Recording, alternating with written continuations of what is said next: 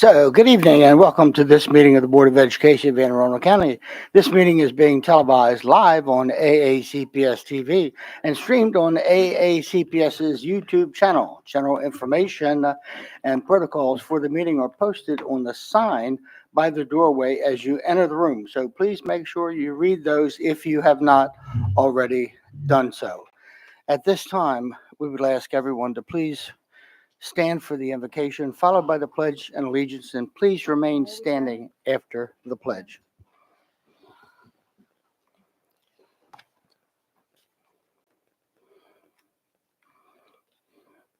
O God, we pray to administer that which is just in all educational policies, being ever mindful of your guidance. Stir us to action with love, wisdom, and understanding.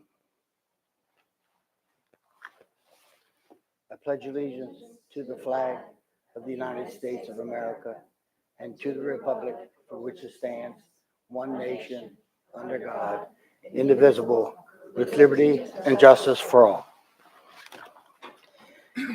Ladies and gentlemen, this is the board's last meeting of the 2023-24 school year. And during this year, we have lost a number of students and staff. At this time, I ask you to join me now in a moment of silence in their memory.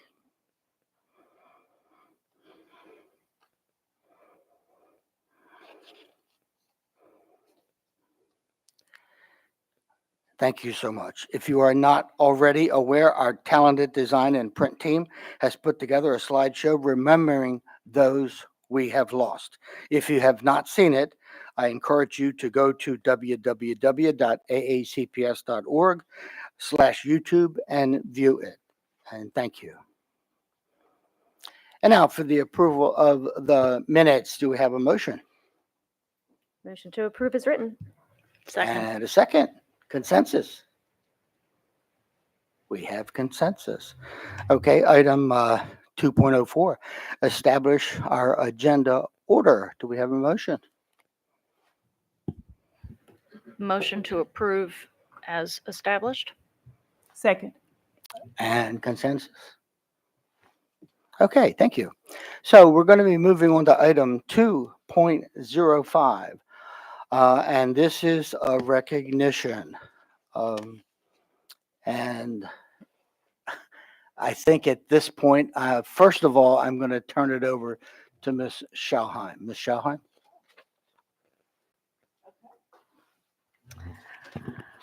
Oh, where do I begin? We're going to miss you. I'm going to miss you.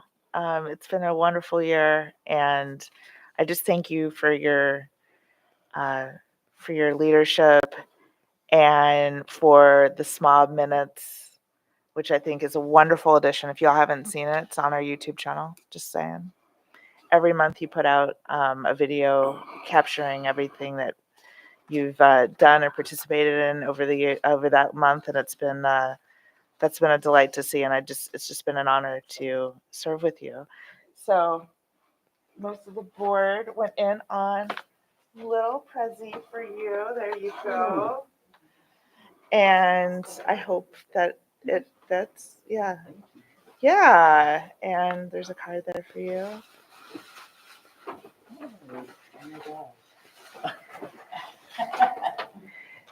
So for those who are watching at home, he's going to Wharton. And who doesn't love a good tote bag? I learned that about you at NSBA. And a polo. So enjoy. I hope that it fits. Yeah. So that's from most of us. Yeah, thank you. It's just been an honor to serve with you. We'll miss you. Okay. So, Eric, we're not done. Ladies and gentlemen, and by the way, for board members, you put your lights on. I certainly am going to recognize anybody that would like to make some comments here. Eric Lynn, the 50th student member of the Anne Arundel County Board of Education. He stepped into his role as the 50th student member of the Board of Ed for Anne Arundel with grace and enthusiasm. He had some very tough shoes to fill. I think my board members would agree, but he did an amazing job of advocating for the needs of his fellow students. But he also did an amazing job of leading by example. For any school board to be successful, we must focus on student outcomes and student achievement. Mr. Lynn has helped us do just that. Eric Lynn kept his fellow students at the top of his agenda as he advocated for them all year long. His SMOB minutes informed students about Board of Ed business that related to them. In short, he was and still is an amazing advocate for all of our students. He attended, ladies and gentlemen, almost every one of the high school graduations. Was it all of them? Minus three, but he was there for a large number of high school graduations. But you know what? He did all of this, just like he did everything throughout the course of his year as a student at Savannah Park High School. And correct me if I'm wrong, were you not the valedictorian? Oh, he was. Oh, he was. That makes it even so much more amazing because he was also the valedictorian as a Falcon at Savannah Park High School. And there were some years when you had, what, 7 AP courses? Last year. Eric is the best possible advertisement to allow SMOBs across the country to have the same full voting rights as all adult members on the boards. We have been honored and blessed to have Eric Lynn as our 50th student SMOB. We wish him the best of luck. You want to tell everybody where you're going? I don't know if they heard you. The University of Pennsylvania. So we certainly wish him the best of luck. And I see a light Miss Corkadell. Just want to say thank you and that it's been an honor and privilege to serve with you. Okay, maybe I'll stay on this time. Anne Arundel County is very privileged to have the authority bestowed upon the student board member. That stated, that is not necessarily a guarantee of good leadership, and you have demonstrated good leadership, and you have led. I had the opportunity to observe him among his peers and colleagues across the state, across the nation from time to time, and I will tell you that he is looked up to by his peers, not because of some state-granted authority that Anne Arundel County chose to push forward, but rather because of genuine fortitude and genuine leadership. And so taking that to the University of Pennsylvania to take your next step in your life and start that officially start adulting, even though it technically starts at 18, this is when you get a chance to do that. So I hope you enjoy your summer, and I hope we have helped you grow as you have helped us grow. Thank you, Miss Corkadell. Dr. Tobin. Okay, Miss Frank. I don't mind. Either way. Mr. Lynn, I had a couple of things I wanted to say too. I so greatly appreciated working with you. I don't feel as though I got to know you until the last few months of your tenure here. But what I do see of you is that you are quiet, but you are so thoughtful and you are so considerate. And when you apply yourself to a mission, it is for all students. And I greatly appreciated your insight and your input. And I thank you. Dr. Tobin.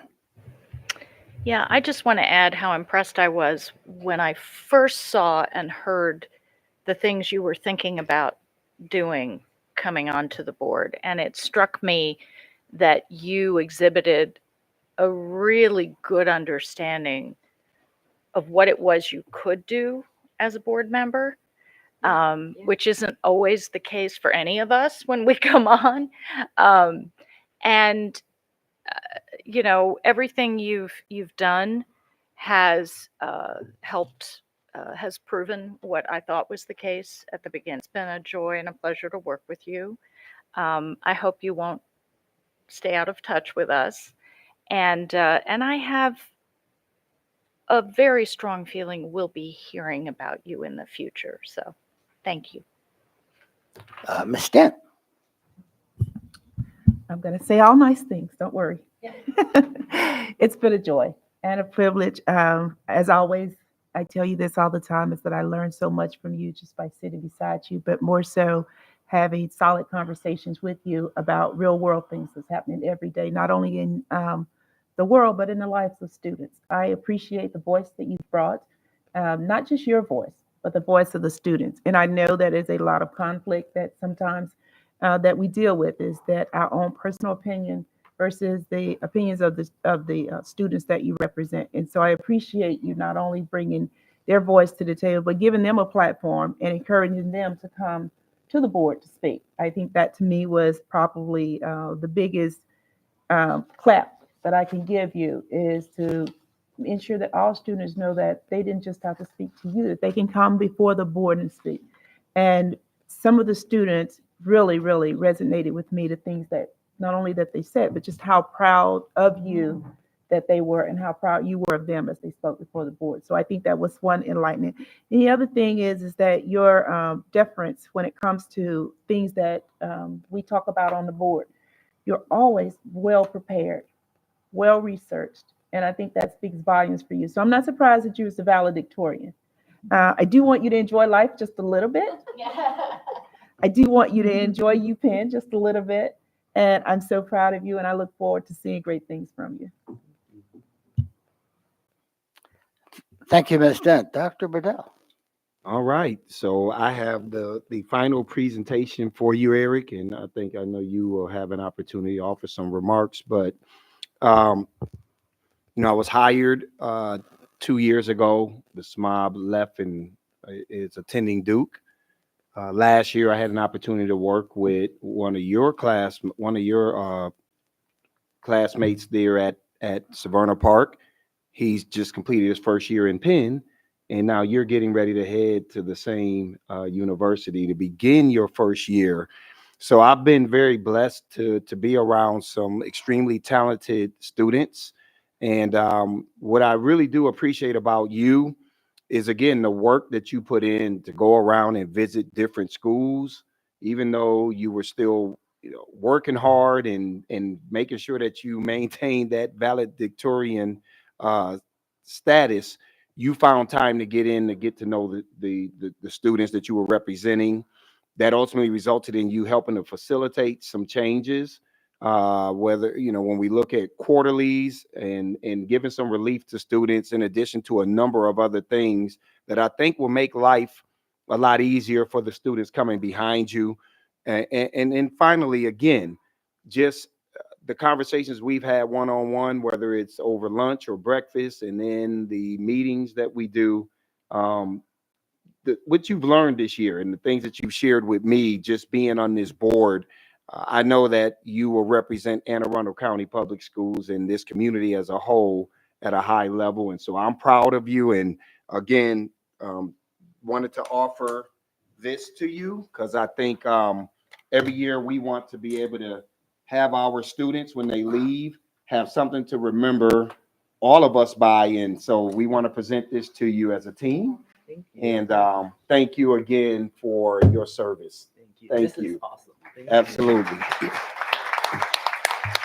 Now, I would assume you have to do a picture or something. Well, we do have, on behalf of the board, I would like to also present this token to you, and I'll pass it down to Dr. Bedell. We are so proud of you. I can't tell you how proud I am of you, and we all are of you.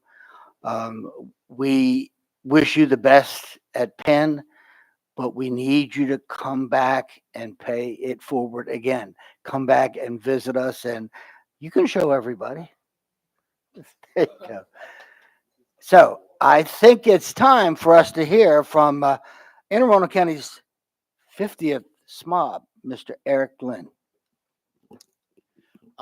Okay, so I mean, I didn't really prepare anything to say today because I wanted to speak just from my heart.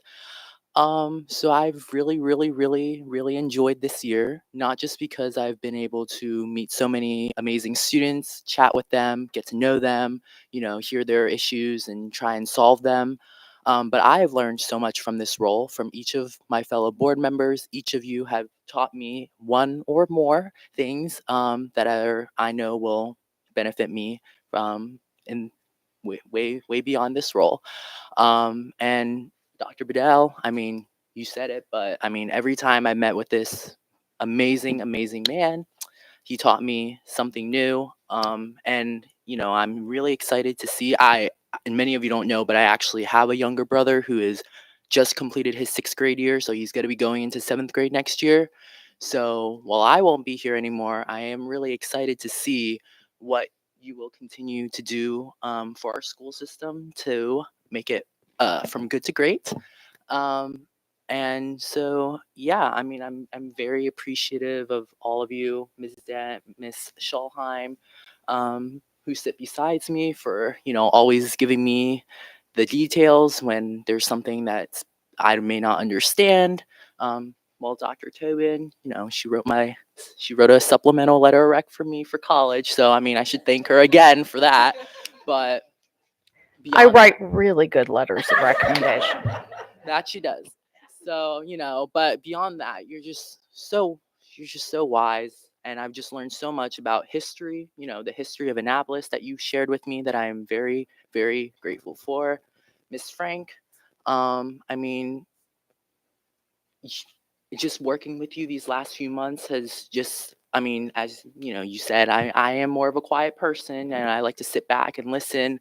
But you've taught me the importance of just being able to speak up and say what's on my mind rather than sometimes sitting back. So I really appreciate you. Miss Corkadell, I mean, you always share such informative updates. I mean, at our last equity committee meeting, you had plenty.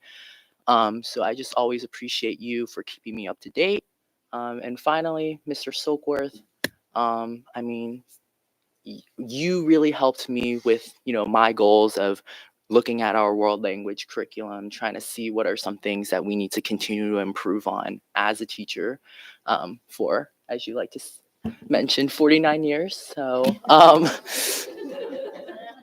I really appreciate you for helping me with that and just all the guidance and support that you have given me in working towards, making our WCL even stronger than it is for all of our students. So I am going to miss a lot of everybody, really, I should say everybody. Maybe not all the work, but I will miss the people a lot. So yeah, I just wanted to say thank you and thank you to everybody who has supported me, my family, and so yeah, thank you.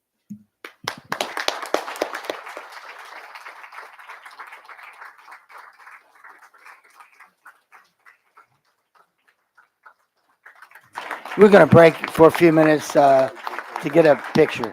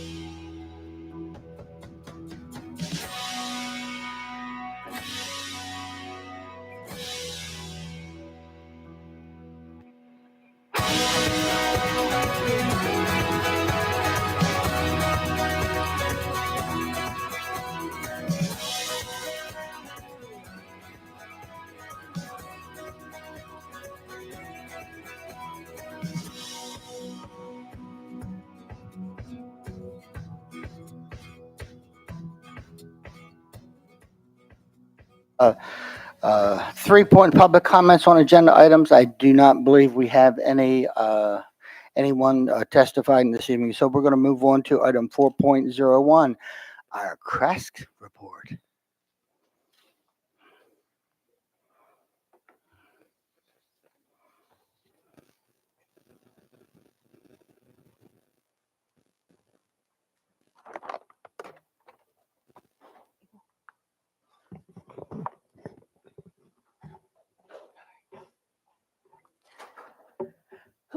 Good evening, President Silkworth, Vice President Frank, members of the board, and Dr. Bedell. My name is Michelle Fidel. I am a rising junior at Chesapeake High School, and I'm very grateful to serve as CRAS Secretary of Education. The Maryland Association of Student Council held its final executive board meeting of the school year on May 18th. We would like to extend a congratulations to our AACPS students who were sworn in on the MASC Executive Board. Mara Babb as State Legislative Affairs Coordinator and I as Service Coordinator.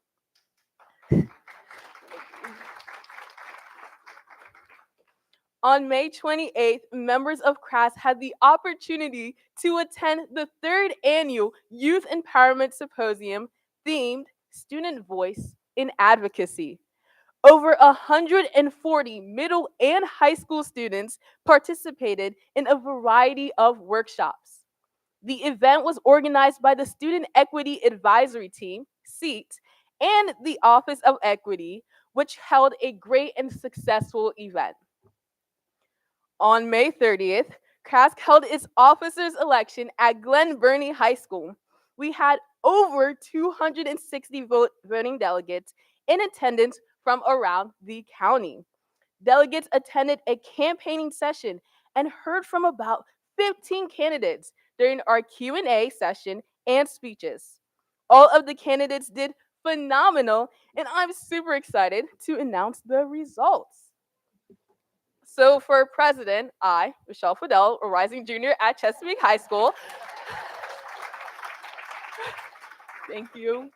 For vice president, Amanda Morataya, a rising junior at Chesapeake Science Point.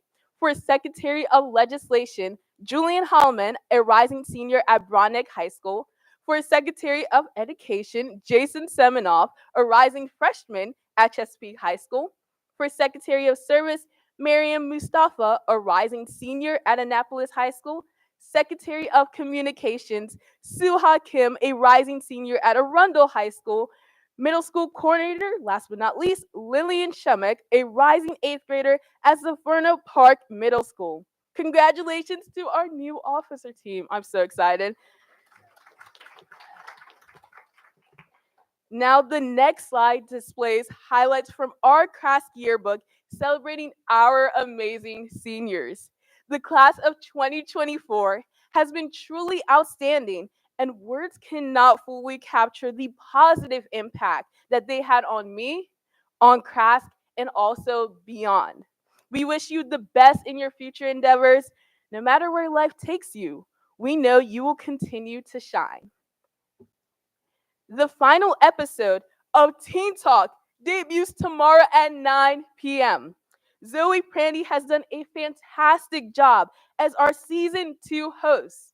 A graduate from Crofton High School, Zoe is now heading towards Howard University. Be sure to tune in to catch this year's highlight and meet our next Teen Talk host. You don't want to miss this one. I have given about 20 CRAS reports to the board, and I can't believe I'm standing before you today giving my very last one.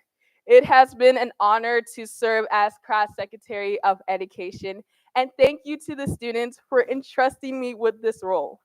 And now I would like to hand it over to Jason Semenoff, our next CRAS Secretary of Education, for closing remarks.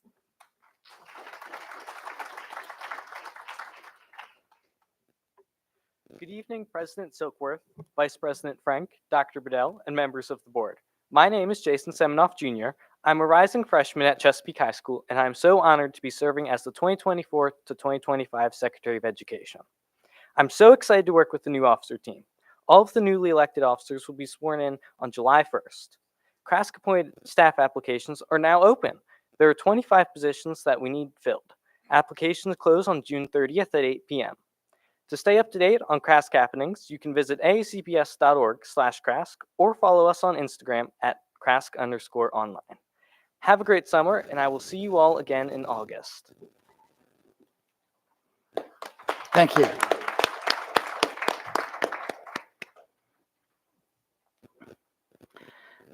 Thank you. And now we're moving on to item 4.02, our CCAC report.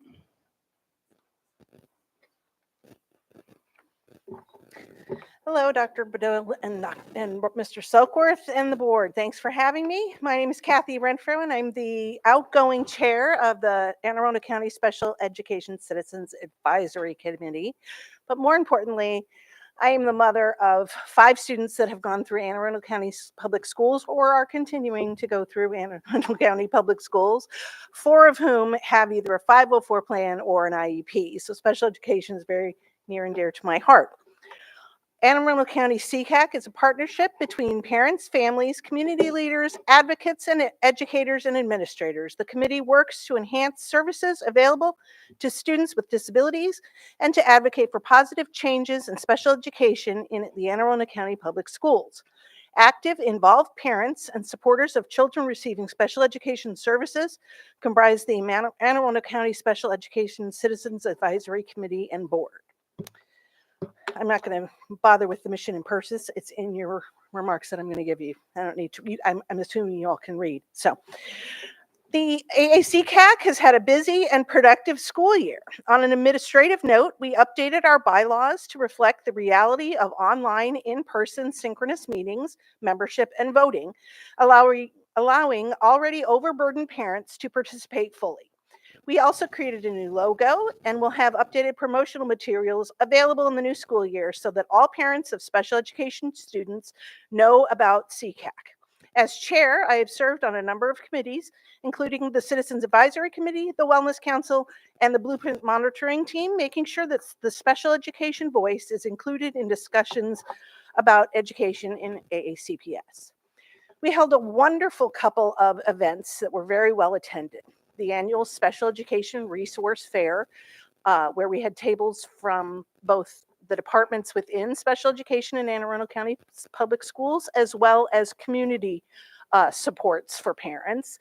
And we co-hosted a screening and discussion of the documentary Normal Isn't Real in partnership with the Department of Special Education. We also held monthly meetings on various topics related to special education to inform parents, educators, and the community. Topics included IEP 101, which was presented by Jennifer Brown, the program manager of compliance. What parents need to know about behavior supports, which was presented by Lori Kane, the manager for ESY and emotional support, and Tiffany Stewart-Klein, the coordinator of behavioral support and intervention. We had held a workshop on transitions, pre-K to K, elementary to middle, and middle to high school, presented by Becky Lee and Nicole White, the Office of Specially Designed Instruction. We had a screening of a seminar by Dr. Eric Carter, the Luther Sweet Endowed Chair in Disabilities at Baylor University, called 10 Ways School Can Foster Belonging Among Students with and Without Disabilities.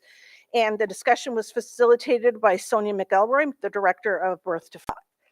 We had a virtual learning retrospective facilitated by Becky Pike, the CCAC treasurer, just to let parents express their views about how virtual learning works for the special education community. And finally, at our last meeting, Mary Talar, our new assistant superintendent for specialized instruction and early intervention services, came and spoke with us and listened to parents about what a superior special education program in Anne Arundel County would look like to us. It has been my pleasure to serve as the chair of the Anne Arundel County CCAC for the past 2 years. I knew that the newly elected board under the leadership of Chair Rick Riley will do great things for the special education community and Anne Arundel County Public Schools.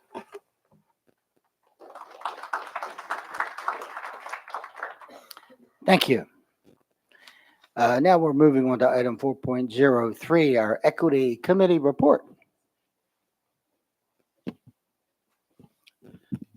Thank you, Mr. Silkworth. So the Equity Committee held its final meeting for the school year on May 21st, and it was a very relatively short meeting. We received some updates to state and federal regulations surrounding equity in schools from Ms. Corkadell, and that was pretty much it. But I just wanted to take a moment to thank the members of the committee for their participation this year, as well as staff, Dr. Gillens and Ms. West from the Office of Equity for always being at the meetings and for providing their insight. Thank you. Thank you, Mr. Lynn. Item 4.04, a policy committee report. Do we have one this evening?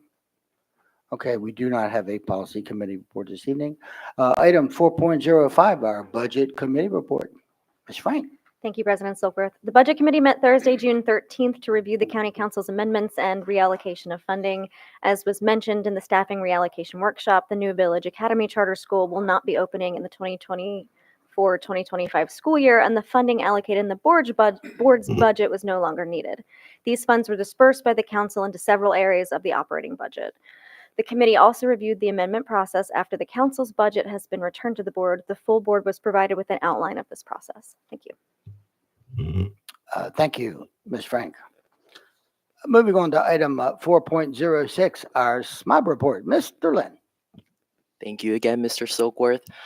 So during the last 2 months of my term, I have had the opportunity to attend a variety of events. In May, I held my final SMOB Advisory Council meeting in person, where students shared their thoughts on AACPS's electronic use regulations and grading regulations for the 2024-25 school year. I just wanted to take this moment to thank Mrs. Pellegrin for supervising and supporting the SAC this year. For those who don't know, the SMOB Advisory Council was something new that I wanted to start this year in an effort to get more student feedback for the board. So I just really appreciate her for, opening up the Google Meets and setting up the in-person meetings in the boardroom. Additionally, I think we did already mention this, but I just wanted to share the schools that I attended their graduation ceremony. So I went to Northeast, Anne Arundel, Annapolis, Chesapeake, Crofton, South River, Glen Burnie, Broadneck, Old Mill, the Virtual Academy, and then of course my own school, Severna Park. It was very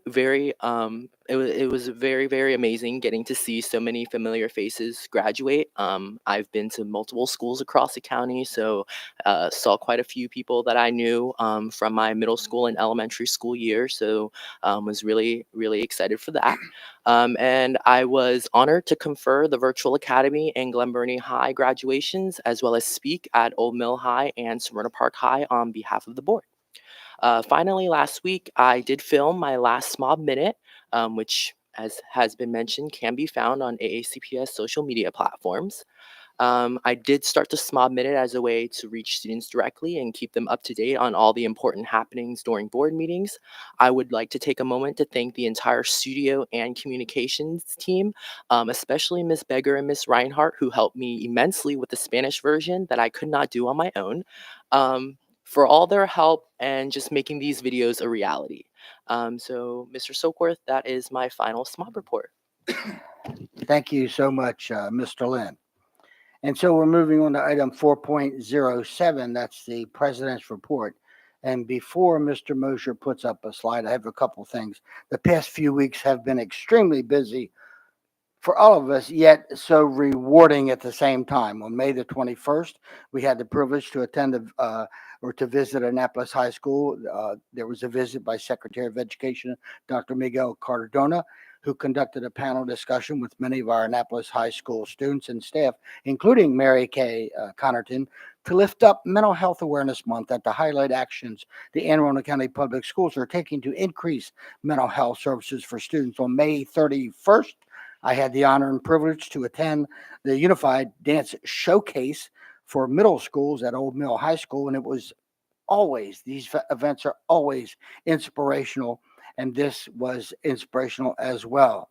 Our hats are off to all of the students and staff at Old Mill High and all of the middle schools that participated and who helped to plan and participate in these wonderful activities. And so these past 2 weeks have been filled with graduations. I congratulate and thank Dr. Bedell, our superintendent, for attending all, or if I'm not mistaken, all, I thought so, all of the graduations. And that's not just our high school graduation, because we have a lot of important graduations that take place the week before. Most of our high school graduations were held at Live, and I thank Live and the entire Live staff who were so welcoming and so supportive and helpful at each and every event. I really do believe that for us, this has been a great venue for our graduations. I always talk about the power of relationships. Well, it was clearly evident at all of our graduations again this year. Congratulations to all of our principals, our admin teachers, and staff for organizing and conducting wonderful graduation events for the class of 2024. It was truly amazing to sit up on the stage and witness all of our school communities come together to celebrate the successes of the class of 2024. It is absolutely true that our graduates are ready to commence a new phase of their lives, and I can tell you that our future is very secure. Just a minute, I'm going to turn it over to Mr. Lynn. One of the reasons that graduation has been so successful has been the dedication of the central office staff to give of their time and their talents and their expertise to help us conduct our graduation ceremonies in such an organized and professional manner.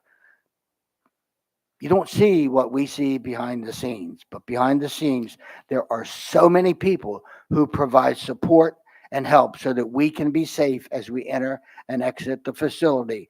And Mr. Lynn, we honor them tonight.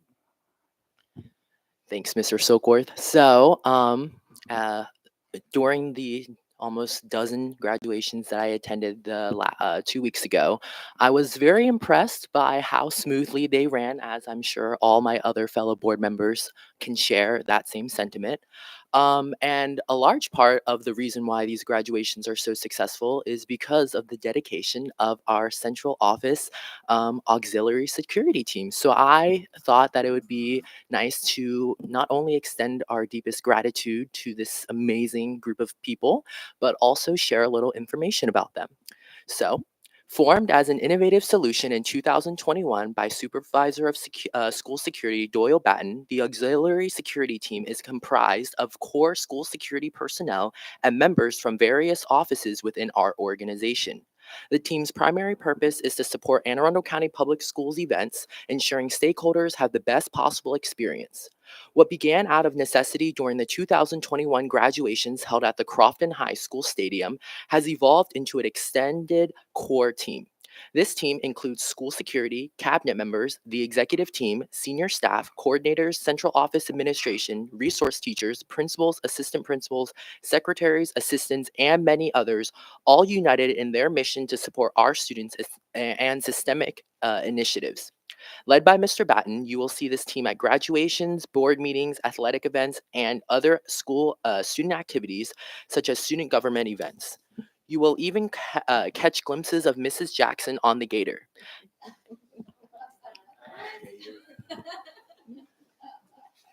Each team is unique, but a core group of individuals consistently stands out.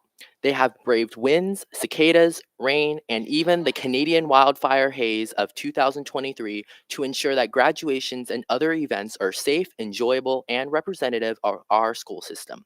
The Board of Education extends our gratitude to Mr. Batten and his team for their dedication and commitment, ensuring that our patrons have the best possible experience while still fulfilling their core responsibilities. It brings us great joy to see this wonderful team in action, and we are deeply appreciative of all their efforts.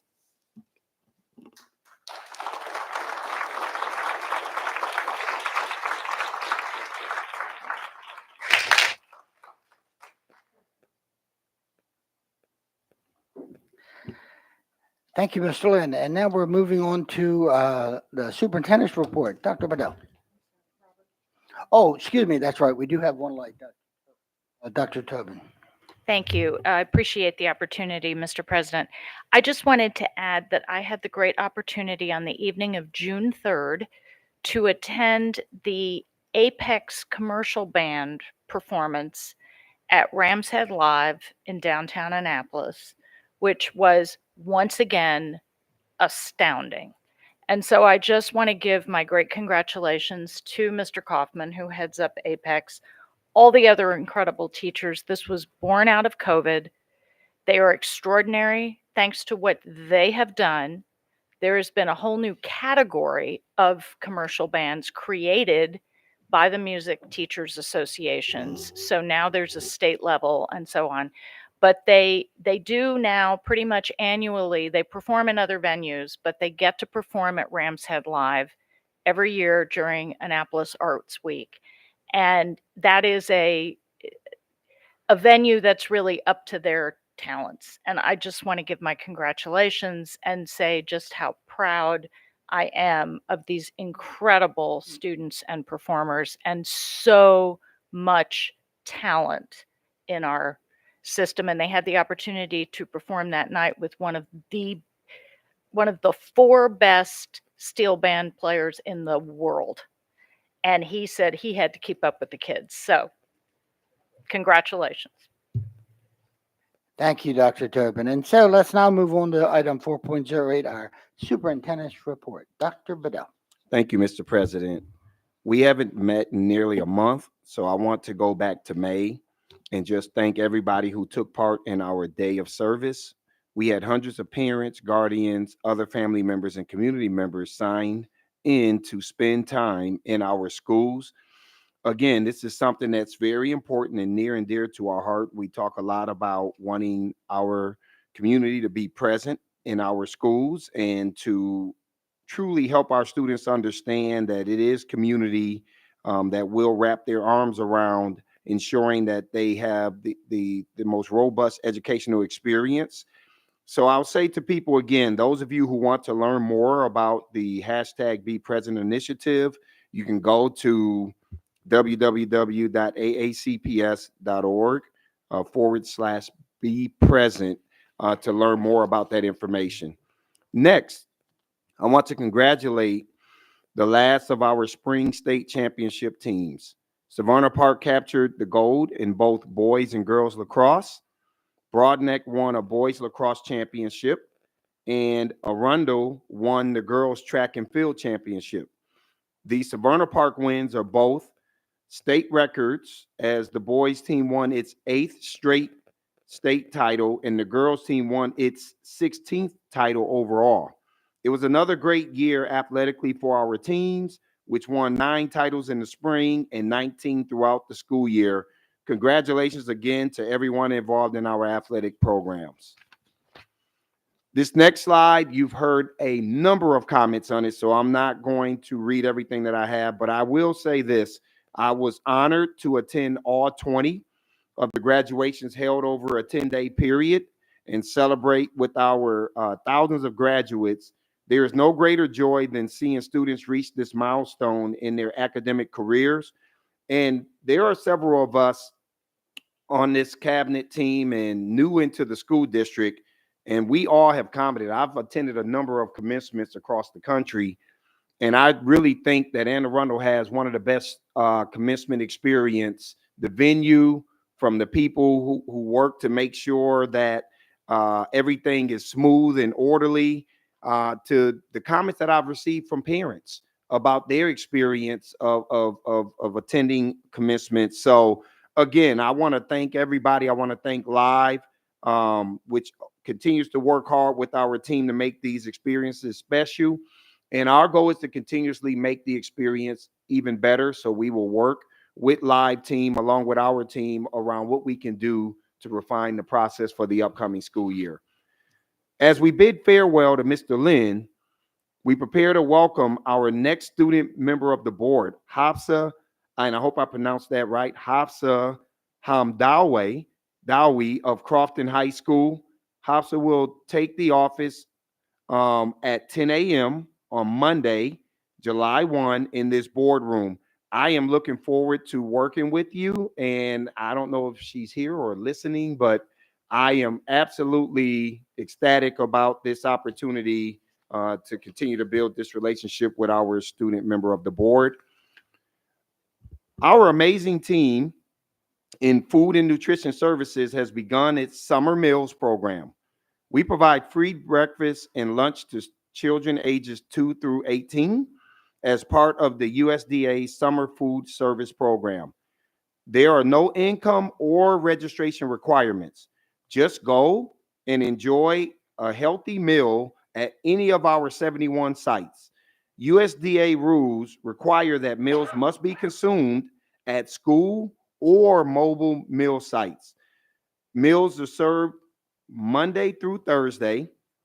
Complete information and a list of sites can be found, as you can see here on the slide, at www.aacps.org/meal pickup. Finally, earlier this year, we told this board and the public about our Chromebook reconciliation project and the opportunity with daily computers for some of our students to do hands-on work this summer. That project began yesterday with nearly 40 students going to daily to begin the work. This is a tremendous partnership that gives our students great experience, but they also are earning, I believe, $15 an hour. I don't know if I'm giving the right numbers, but it's a good amount of money. Thanks to Daily for their willingness to explore this pathway. This, again, helps us as we are working to graduate market value asset ready students, and internship experiences is one of those ways that our students will be able to graduate with some form of a market value asset. Mr. President, that concludes the superintendent's report. Thank you, Dr. Bedell. So we're going to be moving on to item 5.01. We have a presentation, the Enterprise Resource Planning System. Thank you, Mr. President. For this presentation, we will have several of our staff members who will come up to present, and they will introduce themselves to the community and to the board for the record. We are very excited about what we're getting ready to present to you all as we are continuously working to become a much more efficient and a much more modern school district in terms of how we operate. So I'll pass it over to staff at this time. Thank you, Dr. Bedell. President Silkworth, members of the board, for the record, Matt Stansky, Chief Financial Officer. Good evening, Jessica Kutchis, Chief Human Resources Officer. Good evening, I'm Christy Tuning. I'm the Senior Manager of our Project Management Office. To begin, I would like to present you with some key terms that you will see throughout the presentation. I will pause for a moment so you have the opportunity to review them.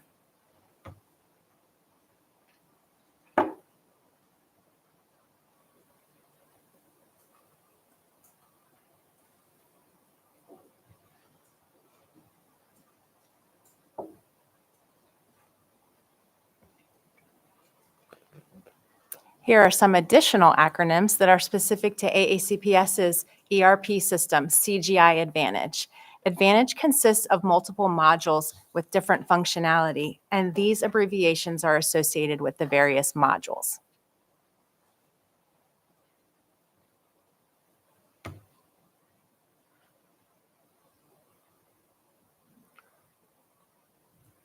For 35 years, AACPS has used CGI Advantage as its enterprise resource planning system. On the HR side, Advantage is the system of truth for our employee data. It is used for critical functions such as payroll, timekeeping, and employee self-service. Advantage is also the system of truth for our financial data. It is used to record financial transactions in support of procurement and for budgeting. In its long tenure in AACPS, our Advantage system has only undergone 2 major upgrades. AACPS is now seeking to upgrade to the latest version of CGI Advantage, Advantage 4. This upgrade would not only bring us to the most up-to-date version of the software, but would also move us to cloud hosting or software as a service. The modernization of our ERP and the move to cloud will help AACPS achieve a variety of goals and objectives. This upgrade is aligned with Dr. Bedell's and leadership's overall vision for modernization and organizational efficiency, and it directly aligns with our new strategic plan tenets 3 and 5, which focus on investing in our staff and building and sustaining our future. Having an ERP system that we can trust to execute crucial business functions in a secure and efficient way will allow for appropriate focus on our core mission of providing excellent academic experience for our students. Additionally, a move to cloud will help us reduce our technical debt, the amount of resources we spend on system maintenance and administration, so that we can focus on system functionality and process improvement. With software as a service, AACPS benefits from the infrastructure and security that the vendor offers on a large scale to its broad customer base. Upgrading our ERP will also provide opportunities to improve and streamline our business processes and reduce our reliance on manual and paper processes. AACPS also stands to gain operational efficiencies from having access to automation tools, testing as a service, and 24/7 vendor support. Lastly, AACPS will benefit from a familiar but enhanced end-user experience.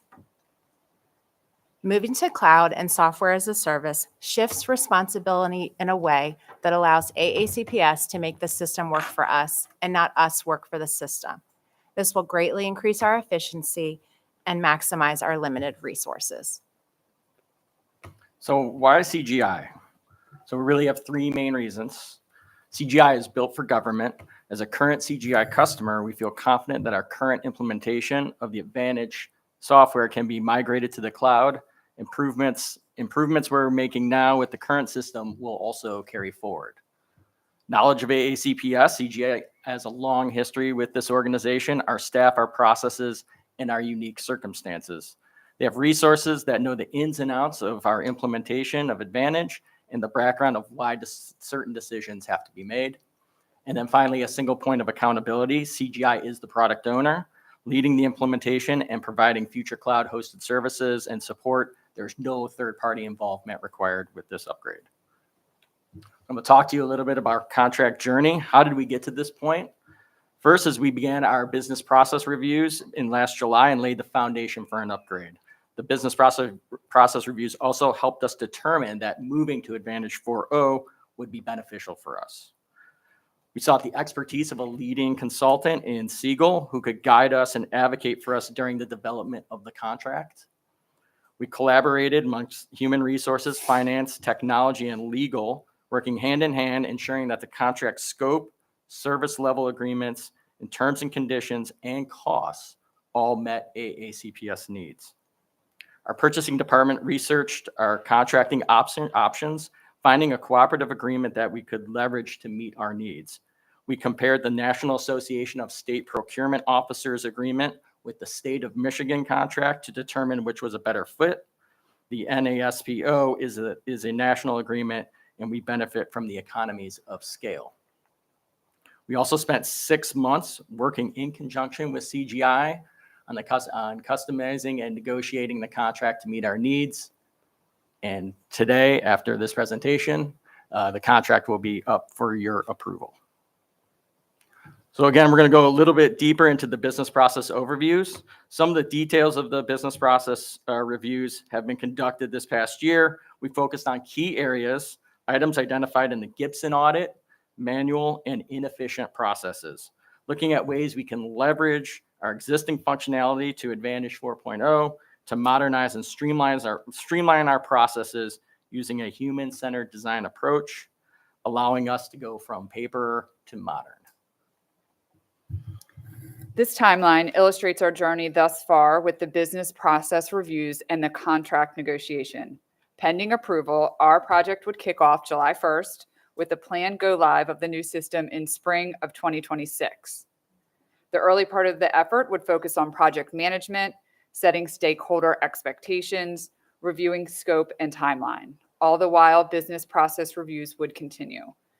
As we turn the corner into 2025, the transformation to the cloud begins. The schedule dedicates time to prepare the organization for the changes and to provide appropriate training to staff. We will also have 6 months post-go-live support over and above the support we get under our cloud agreement. The project will be resource intensive. It will require cross-functional project teams that work closely with CGI throughout the effort. Project team members will have to balance their daily work responsibilities with their commitment to this upgrade effort. We have different areas of businesses that have different critical times throughout the year. We will do our best to share efforts and spread out resources as available given our competing demands. All right, we're going to end tonight with the cost of this upgrade. So we have two components of it. First is the implementation, which is a one-time cost of roughly $14.6 million that will be spread out over 24 months, fiscal 25 and fiscal 26. We will be using available fund balance through second and fourth quarter transfers to fund this initiative. Again, given that the upgrade is one time, I do actually want to take a moment to recognize the board, my budget committee chair, for pushing to have a new fund balance policy, because of this fund balance policy, it is giving us more flexibility to pay for projects such as this without having to go to county government to ask for money. So this is another positive of that fund balance policy we passed earlier this year. And then obviously then the recurring cost is the annual subscription service for this project, mainly the move to the cloud and the hosting offsite for our data.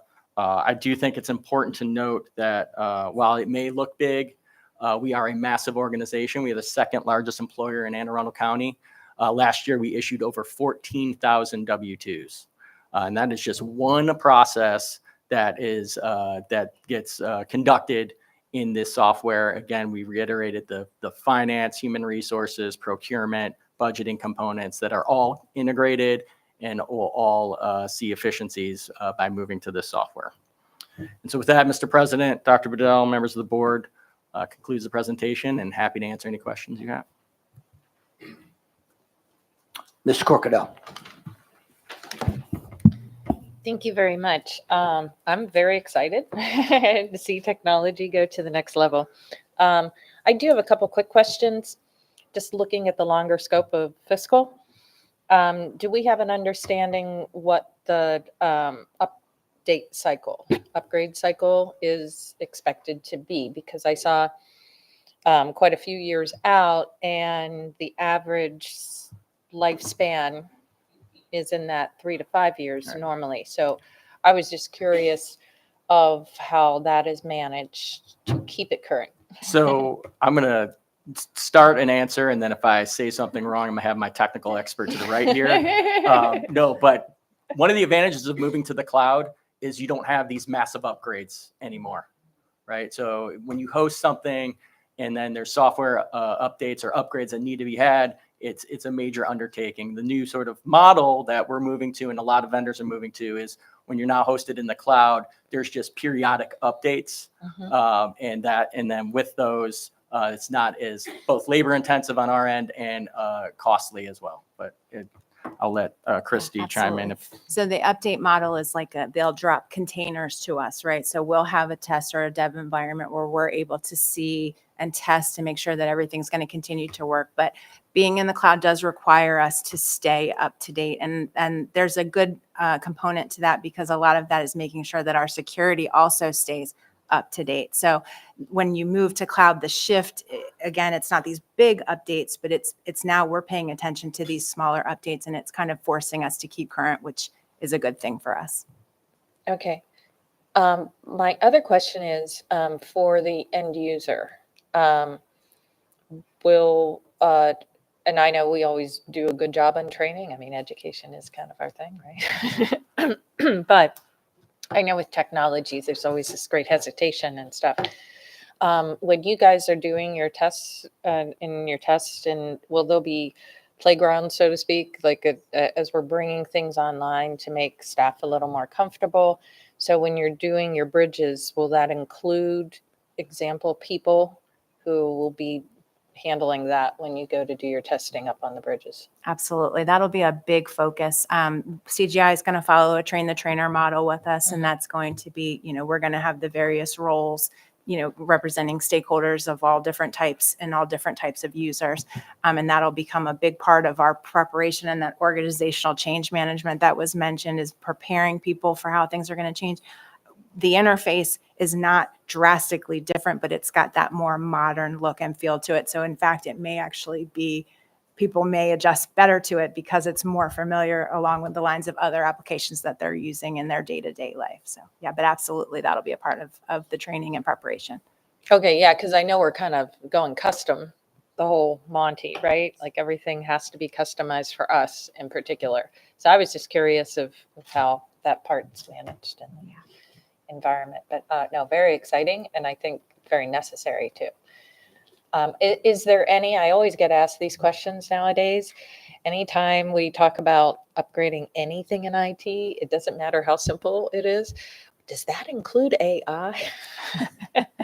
And I know what this really is, but maybe you could just speak to that and save me a couple conversations. So there is AI in their products that are that is coming, but as with everything, we're kind of proceeding cautiously, right? We know we don't necessarily have our policies and guidance in place yet for us, but also because that's a new technology that's starting to be folded into products, I don't know that it's ready for prime time from their side either. So we'll be watching that as it evolves. Okay, great. Thank you. Michelle Hahn. Hey there, I don't have a question per se. I'm really grateful for this presentation. I'm really grateful for the modernization aspect of all of this. It ties right back into Gibson, which I'm sure was one of maybe several driving factors. Is that fair to say? Mhm. Yeah, and so it's just great to see. And then when everything is on the cloud, will that mean that paper personnel files will be, I guess I do have a question, will be a thing of the past? I think this is a component to that.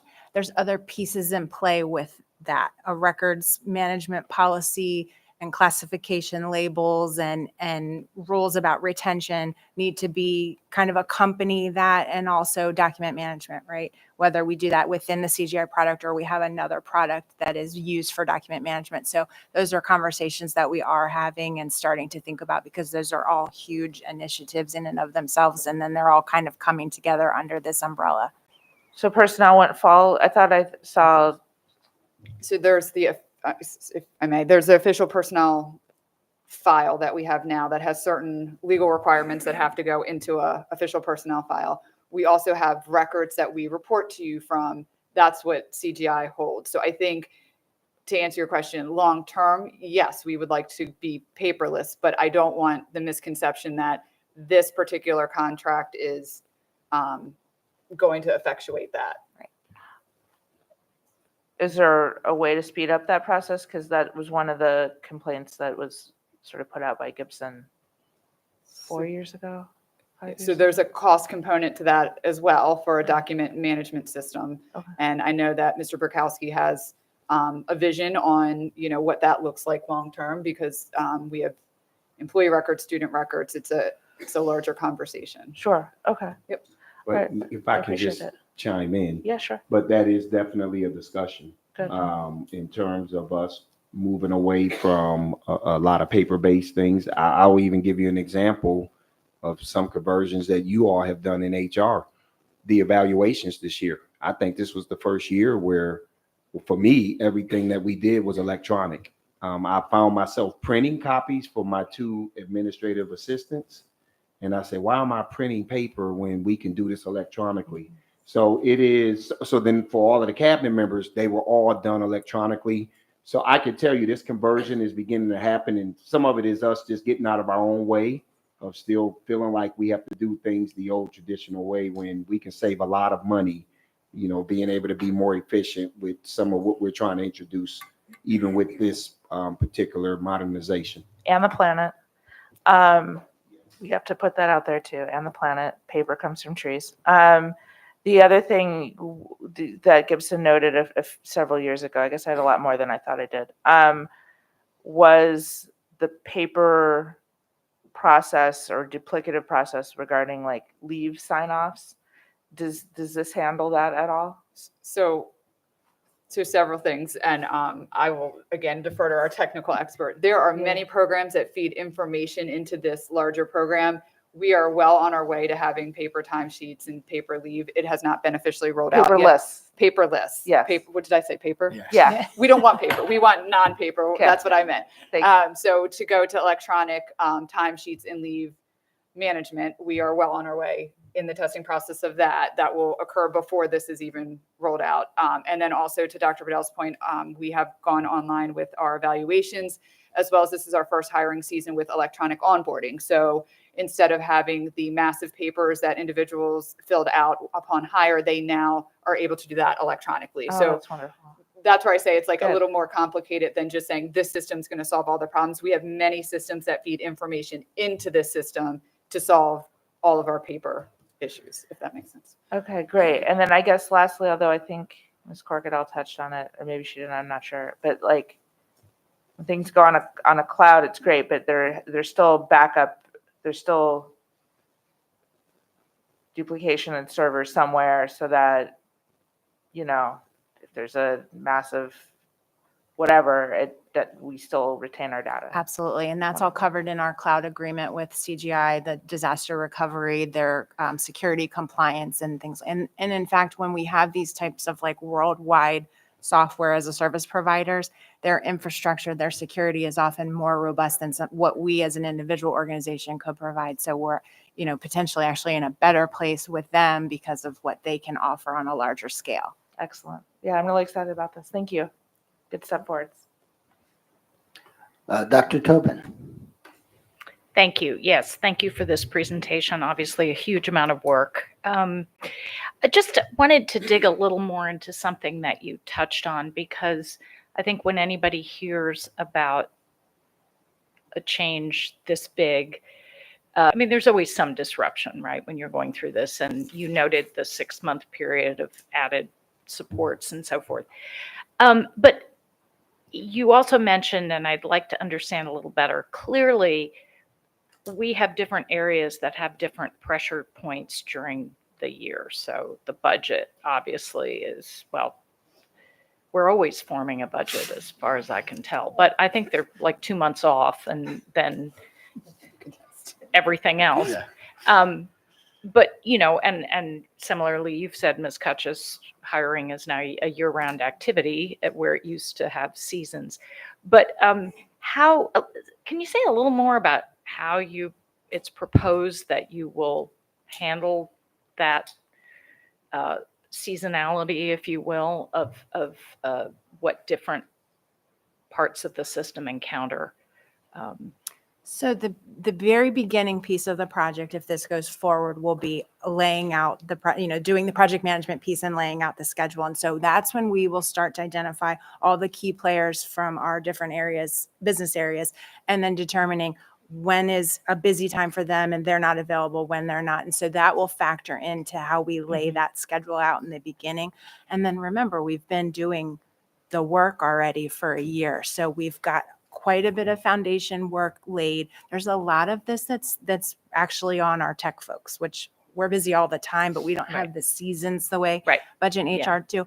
Much of this is around us seeing how many customizations we can get out of and trying to streamline and trying to work, in cloud, working with the system as designed, as opposed to trying to make it do what we've been able to do when it's been ours to manage. So I think that's part of how we're going to tackle that. And then you'll notice our go live is very targeted to that spring of 26. And that's because that's the sweet spot, I think, for everybody, where it's we've got a couple of weeks where if we, in terms of payroll and things, where if we miss this 2-week window, we've got like one more 2-week or another 2-week. And then that's the least disruptive time across the board. And so that's why we've targeted that go live. Okay, great. Well, I join my colleagues in being very excited to see this moving forward. I know it's a long and complex process, and I thank you all for the work that's gone into this. Thank you. Ms. Corkadell. Ms. Schallheim brought up something with security, and I just wanted to verify. So our customized product with CGI, that is going to be done with ISO 9001 standards. Everything is, everything is to the highest standards, probably in CGI's world, maybe sometimes higher standards than we're even required to comply with. And like I said, with the updates, we're getting more constant security updates and patching that way. And then just being in their cloud with the amount that they can invest in cybersecurity and all of that, we're benefiting from that as well. Does that answer your question? It does, and it provides great relief because it really is. It's a good standard, and you can count on it because every single individual that's involved in that development process has to be certified along coinciding with it. And so we're getting like a lot for that in doing so as it relates to security. Not that things don't happen, but how they are addressed and how our data stays secured during all the migration and transition processes. Yeah. Yeah, and that is captured in our software agreement as well with them. And that's the stuff that keeps us in technology awake at night. So that's our focus for sure during this contract period. Yeah, that's why I just wanted to make sure, because I know CGI is considered a company, but not every product that every company, when companies work with it, meet the standards. So Absolutely. it's good to know that. Yeah, it's that's a meeting the requirement of standard. ours. Okay. Okay, thank you. Dr. Bedell, anything else? Thank you so much. Seeing no more lights, thank you so much. Okay, we're going to be moving on to some consent items. Do I hear a motion for I a move bundle? that the board consider items 6.01 through 6.07 and 6.11 and 6.12. And I will be moving to hear items 6.08 and 6.10 separately. Would you repeat that, please? Yeah, that didn't make any sense. I move that the board consider items 6.01 through 6.07 and 6.11 and 6.12. And to hear 608, 609, and 610 separately. Separately. Second. Okay, we have a motion and a second. Do we have consensus? Sure. Why not? We do have consensus. Will you be voting on the first grouping The Yes. first group, first? Okay, thank you. Yes, so- 6.01 through 6.07. So we have a motion to bundle item 6.01 to 6.07, including item 6.11 and 6.12, correct? And we have a second, I believe. Okay, so any discussion? Seeing none, Ms. Howe? I thought we decided that by consensus. Did we not? We just bundled. Yes, I know. Well, don't we need a recommendation first? Yeah. Oh, we do I need need a a- recommendation from Dr. Bedell. All right, thank you. Absolutely, Thank you, absolutely. Mr. President. The Yes. superintendent recommends that the Board of Education authorize the award of contracts under the consent items 6.01 through 6.07 and 6.10, 6.11, 6.12. No, 10 was. Yeah. Was. One Oh, I'm zero. sorry. I'm sorry. Good I wrote God. it down and then read it wrong. Let me read this again so we can get it right for the record. The superintendent recommends that the Board of Education authorize the award of contracts listed here on the consent item 6.01 through 6.07 and items 6.11 and 6.12. So moved. Second. We have a second, okay. Do we have any discussion? Seeing none, Ms. Howe? Mr. Lynn, Aye. Ms. Frank, Aye. Dr. Tobin, Aye. Ms. Corkadell, Aye. Ms. Schallheim, Aye. Ms. Dent, Mr. Silkworth. Aye. Motion passes 7-0. Okay, that brings us to item 6.08. Okay, so item 6.08 through 6.10. Do I have a motion? I motion to bundle items 6.08 through 6.10. Second. Okay, so we have a motion and a second. Any discussion? Dr. Bedell? Thank you. Mr. President, the superintendent recommends that the Board of Education authorize the award of contracts on consent items 6.08 through 6.10. So moved. Okay, we have a motion and a second. Any discussion? Ms. Corkadell? Yeah, I was going to ask this question regardless. It's more informational, Dr. Bedell, concerning the middle school science. I just had a quick question for you guys and staff, and it was specifically with the 3D components of the learning piece of the STEM product. They originally had some states had concerns about that when they first introduced it, like back in 2020. I know Texas has since adopted it, many of their districts have, and others, and giving it really high grades in reviews. Is the version that we are getting, is that newer version that may have resolved some of those three-dimensional learning comports that they were getting pinged on? It is my Angela. understanding that will include those components. Okay, because I think when they first launched it, there was a little bit, but I just wanted to know that we're getting the latest, greatest. So, okay, that was my only question, because sometimes, we like to stay ahead of the curve, and I just want to make sure that our ahead doesn't jump us too far ahead of the company's ability to well deliver. Absolutely. Okay, Absolutely. that was Thank you, it. Mr. Stansky. He was ready too. I Thank know, you. he was so on the ready Appreciate on that one, I know. Because I was mindful not to add the other three acronyms that go along with that three-dimensional learning, which is different than the 3D in the title, by the way. It's a just thank you. Okay, we have a motion based upon Dr. Bedell's recommendation. We have a second. Do we have any discussion? Seeing none, Ms. Howe? Mr. Lynn, Aye. Ms. Frank, No. Dr. Tobin, Aye. Ms. Ellis, I'm sorry, Ms. Corkadell, Aye. Ms. Schallheim, Aye. Ms. Dent, Aye. Mr. Silkworth. Aye. Motion passes 6-1. Okay, we're moving on to item 7.01, administrative personnel appointments. Dr. Bedell? Mr. President, before we take this on, I would like to recuse myself for some of the contents contained within. Okay, that's and fine. so I will be departing for a couple minutes until Thank you. you've completed this agenda item.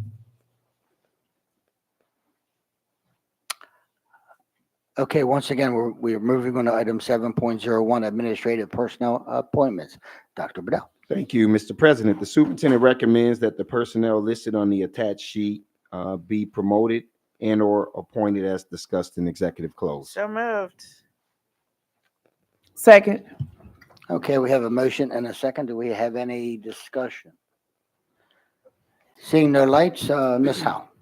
Mr. Lynn, Aye. Ms. Frank, Aye. Dr. Tobin, Aye.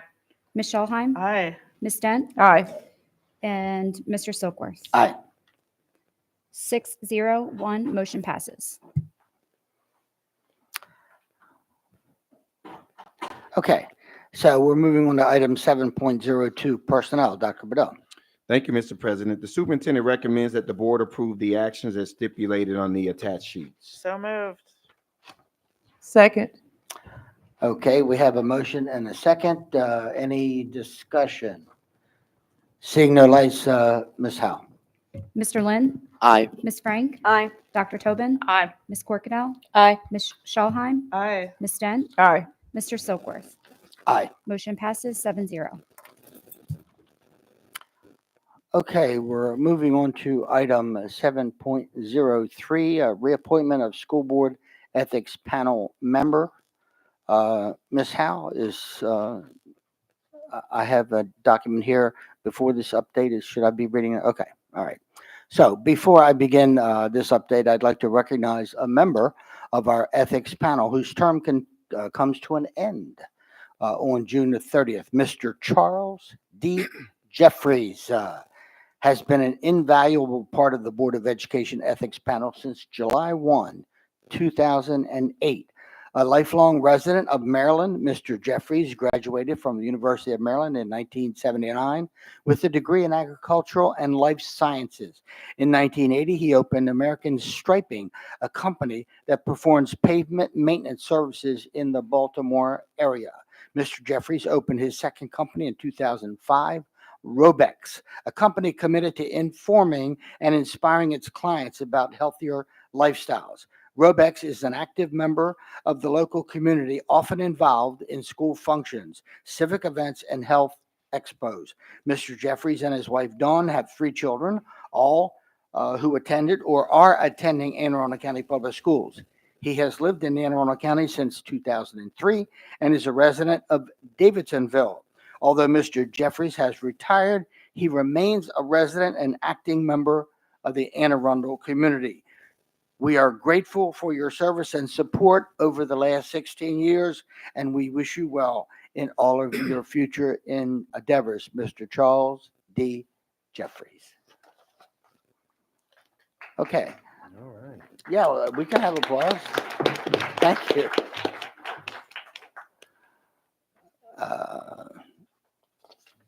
Okay, once again, we're at item 7.03, reappointment of school board ethics panel member. Don't you have to read a motion for that? I think we should have a motion.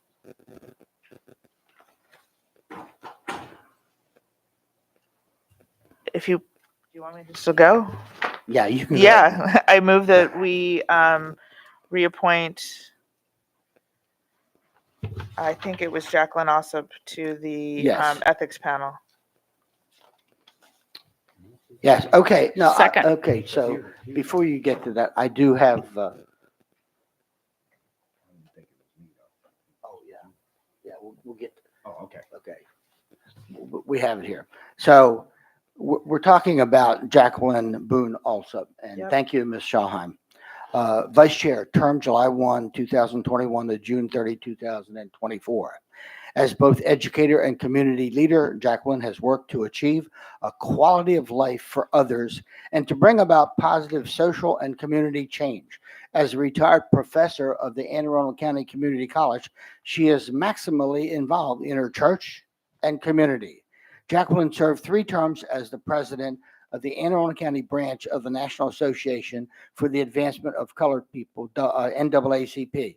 A resident of Anne Arundel County, Jacqueline retired after 30 years of service to the state of Maryland in the field of nursing, where she provided services as an evening hospital supervisor, adolescent nurse manager, coordinator of treatment program and nursing program supervisor, and assistant director of nursing. She has many years of experience as a registered nurse and administrator. Ms. Alsop is a graduate of Leadership Anne Arundel, where she gained an awareness and understanding of county and regional issues, as well as acquired valuable hands-on experience. She is a product of Glen Burnie High School and was inducted into the Glen Burnie High School Wall of Honor. She earned a Bachelor of Science and a Master of Science in Nursing Administration from BOE State University. And now, Dr. Bordeaux. It's not his Yeah, recommendation. it's not mine. Hence my motion. Okay, go ahead. I already did. Okay, do we have a second? Waiting. Second. Thank you. We have a motion and a second. Do we have any discussion? No. Okay, Ms. Howe. Mr. Lynn, Aye. Ms. Frank, Nay. Dr. Tobin, Aye. Miss, she stepped away, Miss Shawheim, Aye. Miss Dent, Aye. and Mr. Silkworth. Aye. That's 5 in the affirmative, 1 in the negative. Motion passes. Okay, we're moving on to item 7.04. This is a policy revision on second reader. 7.04 eligible riders code EAA. Thank you, Mr. Mr. President. This is the second reading for this policy. There were no comments received during the 30-day public comment period. For these next several items, we do have Grace Wilson available. Good evening, President Silkworth, Vice President Frank, members of the board, and Dr. Bedell. I'm Grace Wilson, Legislative and Policy Specialist. As Dr. Bedell said, Policy EAA eligible riders is before you on second reading this evening. This policy governs student transportation services for eligible AACPS students to and from school in accordance with state laws and regulations. As Dr. Bedell said, we received no comments during the 30-day public comment period, and I'd be happy to take any questions you may have regarding this policy. Okay, I'm seeing no lights. So thank you. Thank you, Ms. Wilson. Item 7.05, also second reading, students with disabilities. Ms. Wilson. Thank you, President Silkworth. Policy IL, Education and Services for Students with Disabilities, is before you for second reading for rescission per the recommendation of staff. This policy is duplicative of Policy IFF, Special Education Programs for Students with Disabilities, that the board adopted in September of this year. Again, there were no comments received during the 30-day public comment period, and I'd be happy to take any questions you may have. Okay, I'm seeing no lights, so thank you. Thank you. Thank you. Item 7.06, this is a first reading.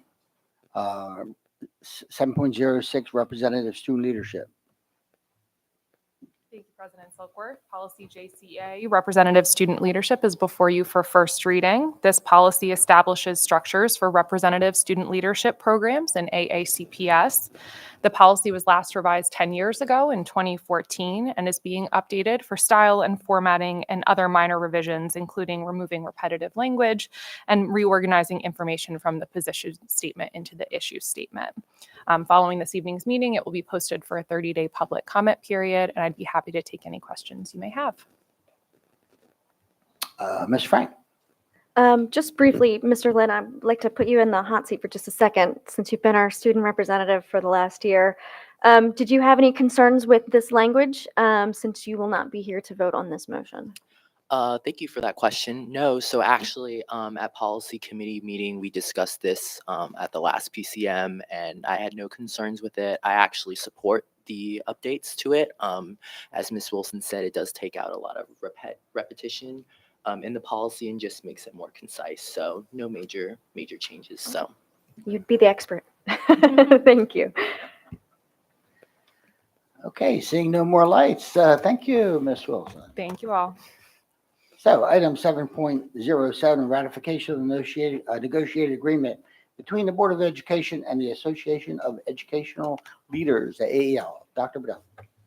Thank you, Mr. President. The superintendent recommends approval of the tentative agreement between the Board of Education and the Association of Educational Leaders. And if we have any questions, we do have our chief negotiator here at the podium. So moved. Second. We have a motion and a second. Do we have any discussion?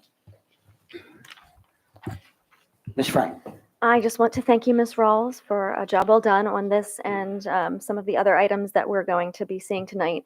You've done a great job, and I'm really excited at where we've gotten with 3 of our bargaining units. So thank you so much. Great. Thank you. If I could have a moment to provide a brief summary of the summary of changes. So good evening, Mr. Silkworth, Dr. Bedell, and members of the board. For the record, my name is Melissa Rawls, and I am the Director of Employee Relations. The negotiating teams for the Board of Education and the Association of Educational Leaders have reached a tentative agreement for fiscal year 25, subject to your approval.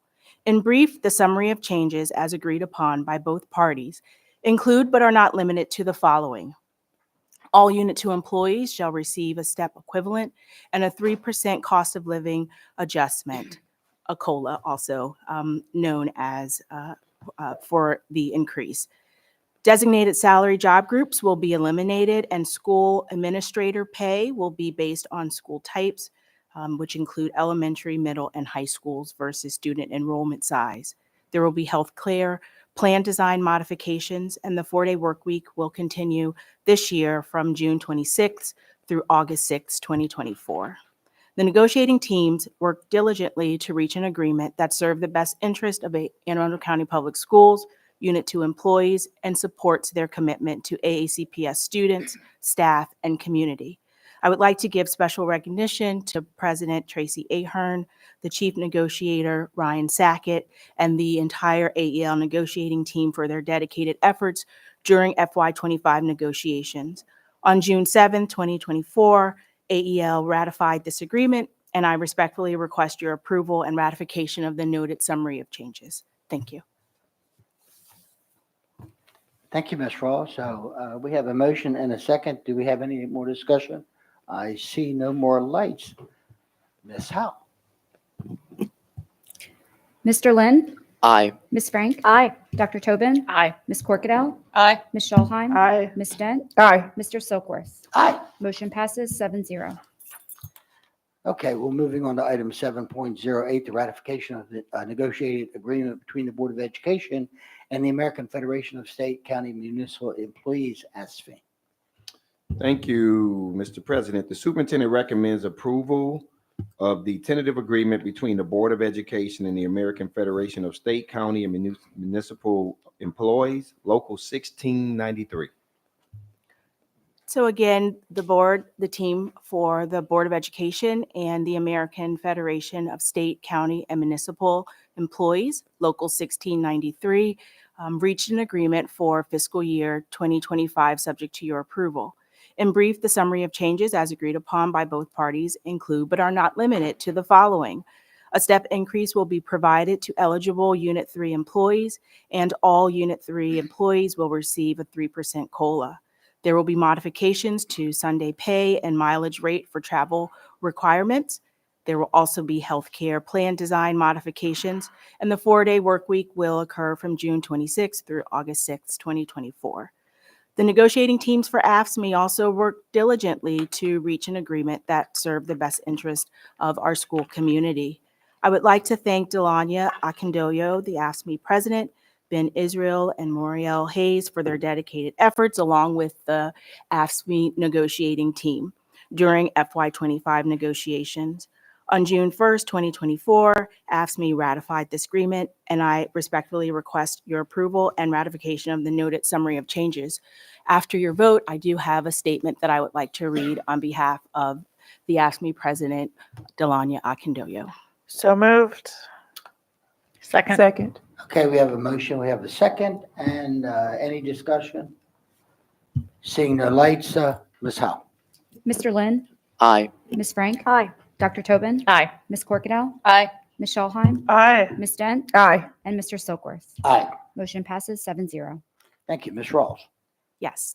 To Mr. Silkworth, Dr. Bedell, and members of the board, I would like to extend my heartfelt gratitude for the productive and collaborative negotiation sessions we recently held.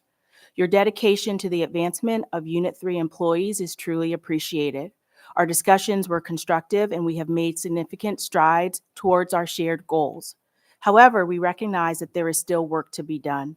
Several important issues remain unsolved, and it is essential that we continue our efforts to find mutually beneficial solutions. I am confident that with the same spirit of cooperation and determination, we will successfully address these remaining matters.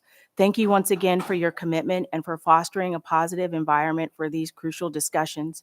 I look forward to our continued collaboration and to achieving the best possible outcomes for our school community. Sincerely, Delania Akindoyo, President, AFSCME Local 1693. Thank you. Thank you. Okay, seeing no more lights, Ms. Howe? We need a recommendation and then a vote or a We already motion. did. We did that already. Did we not have that We already? just had a. Yeah. We also voted. Oh, that's correct. Yes, We yeah, voted. I know. So Ms. Rawls wanted a response after. So Yes. Thank you so much. Yes, okay. Thank you, Ms. Rawls. So we're moving on to item 7.09, ratification of the negotiated agreement between the Board of Education and the Secretaries and Assistants Association of Anne Arundel County, SAAC. Dr. Bedell. Thank you, Mr. President. The superintendent recommends approval of the tentative agreement between the Board of Education and the Secretaries and Administrative Assistants Association of Anne Arundel County, SAAC. Good evening, Mr. Silkworth. Again, Dr. Vidal and members of the board. The negotiating teams for the Board of Education and the Secretaries and Assistants Association of Anne Arundel County reached an agreement for fiscal year 2025, subject to your approval. In brief, the summary of changes as agreed upon by both parties include, but are not limited to, an advancement of one step movement for all Unit 4 employees, or eligible Unit 4 employees, excuse me, and all Unit 4 employees will receive a 3% COLA. There will be healthcare plan design modifications, and there are also modifications to the tuition reimbursement grant criteria. The 4-day work week will occur from June 26 through August 6, 2024. The teams diligently worked to reach an agreement that served the best interests of Anne Arundel County Public Schools, SAAC members, and represent a continued commitment to our students, staff, and community. I would like to take a moment to thank Mr. Bradley Darjan, the UNISERV director, as well as Carmelita Mikkel, who is the SAAC president, and their negotiating team for working tirelessly to find an agreement for FY25 negotiations. On May 28th, 2024, SAAC finalized their ratification vote for this agreement, and I respectfully request your approval and ratification of the noted summary of changes. So moved. Second. Okay, we have a motion. We have a second. Any discussion? Seeing no lights, Ms. Howe.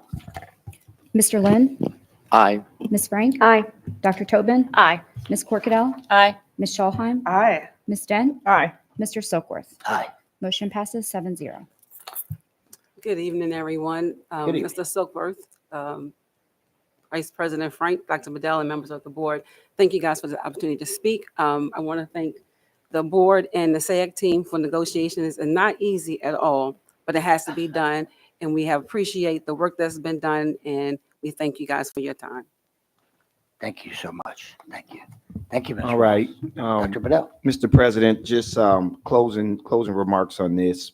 First of all, Delonia from AFSCME, Carmelita and Brad, Tracy and Stacy from AEL. Look, it's been a wonderful experience for me in my first 2 years of working with these 3 bargaining units. And to your point, no, we're not going to agree on everything. And there's just sometimes when things have to be contentious. But when we have sat at the table and we've all been able to present the realities, 2 years in a row, we've been able to come to an agreement prior to July 1, which ensures that all of your members will get their pay raises in a timely manner and the adjustments to the MOU. I'm hoping eventually to be able to say this across the board for all of our bargaining units. And it's something that I do pride myself on. I've had a strong reputation of working with bargaining units everywhere that I've been. And so I hope that eventually I'll be able to say the same for TAC as they begin to transition with new leadership, that we can have this high degree and spirit of collaboration that we're having with the other 3 units. Again, I want to thank all of them, thank the school board for the last several months of us having to go back and forth with these negotiations. So thanks. Thank you, Dr. Bedell. So we're going to be moving on to item 7.10, our fiscal year 2025 operating budget adoption. And just as a reminder, Ms. Ellis will be joining us for item 7.10 and 7.11. Thank you. Thank you, Mr. President. We will have Mr. Stansky who will present. I'll go ahead and give the recommendation now. The superintendent recommends approval of the Board of Education FY 2025 operating budget as approved by the County Council. I'll pass it over to Matt Stansky. Thank you, Dr. Bedell. President Silkworth, members of the board, for the record, Matt Stansky, Chief Financial Officer. So I'm going to walk you through the changes from the county executive proposed, adopted by the County Council on Friday, June 14th. We'll start at the top on the revenue side, state revenue. We have final numbers from MSDE and our state revenue line did go up additional $102,000 from what the county executive proposed due to increase in funding for private pre-K seats, which we'll get to a little bit later down on the list. And so that, with that addition, that brings us all into a total revenue line of $1.68 billion. So moving down, the first adjustment, the auditor had recommended an adjustment to the workers' compensation budget. So we are self-insured through the county government for workers' compensation. And so we estimate every year what we think we'll owe them. They come back during their budget process and true that up. And so it was a $130,000 reduction. So that's the first change that you'll see there. And then moving down on the list, we'll talk about the other reduction, which was obviously the delayed opening for New Village Academy. We had budgeted just over $3 million in that line item. But because of the delayed opening to the 25-26 school year, we have an additional $3 million that was removed from the budget. And the council, fortunately for us, decided to keep all those reductions in our budget. So those two reductions plus the additional revenue got us about $3.2 million to reallocate within the budget, and the council reallocated it in 4 areas. First is we'll talk class coverage, so $2.2 million. This was a pandemic era program due to our large absenteeism. We began to pay teachers using ESSER dollars for lost planning time because they had to cover classes. We are now able to permanently transfer that program from ESSER into the general fund, as that was a contractual agreement that we had with our teachers back in fiscal year 24. Second on the list is $667,000 that restores 8 teaching FTEs that allows AACPS to address classes, elementary classes, over 30 students in the class. And so as we roll over our enrollment into July, we'll begin to analyze moving from projected enrollments to actuals, analyze those class sizes at elementaries, and begin to address those with those additional FTEs. Third on the list was the virtual tutoring and homework help. This was also a pandemic era initiative funded with ARP tutoring dollars. And so we are able to keep those dollars through December of 24. So that is funding that. And then we needed the $300,000 to fund the second half of the year. And so the council did restore that funding as well. So now we will have another full year of virtual tutoring and homework help for students who seek such services. And then finally was $143,000 in addition for private pre-K. That's bringing the total this year, folks, to almost $1.7 million of a surprise expenditure that was unanticipated, unbudgeted for at the time due to budget reconciliation agreements in the General Assembly. And so these are reminders to the board. These are seats that were 100% state funded through the pre-K expansion grant. They needed to continue to expand seats with that grant funding. And so they've moved the existing seats onto local school system budgets and have availed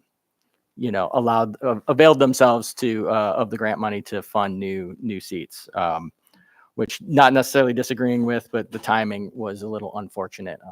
I'll leave my commentary at that.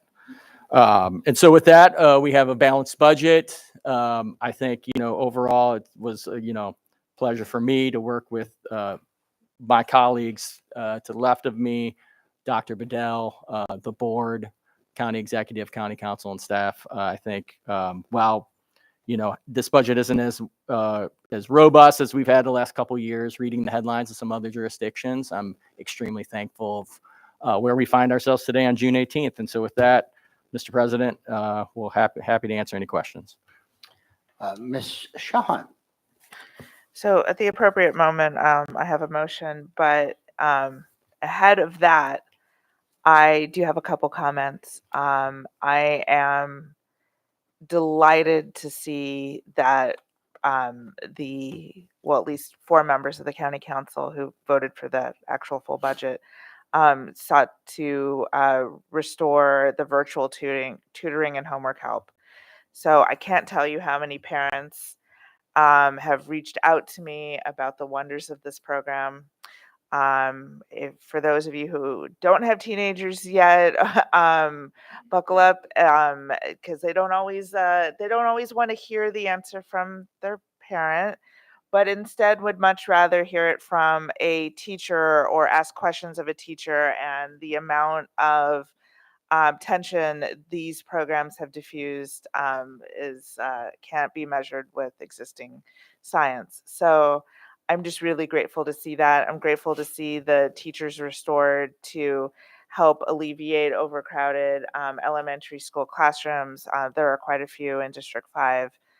So on behalf of my constituents, I extend gratitude on that front as well. And I also want to thank the county executive and 4 members of our county council for voting for this budget.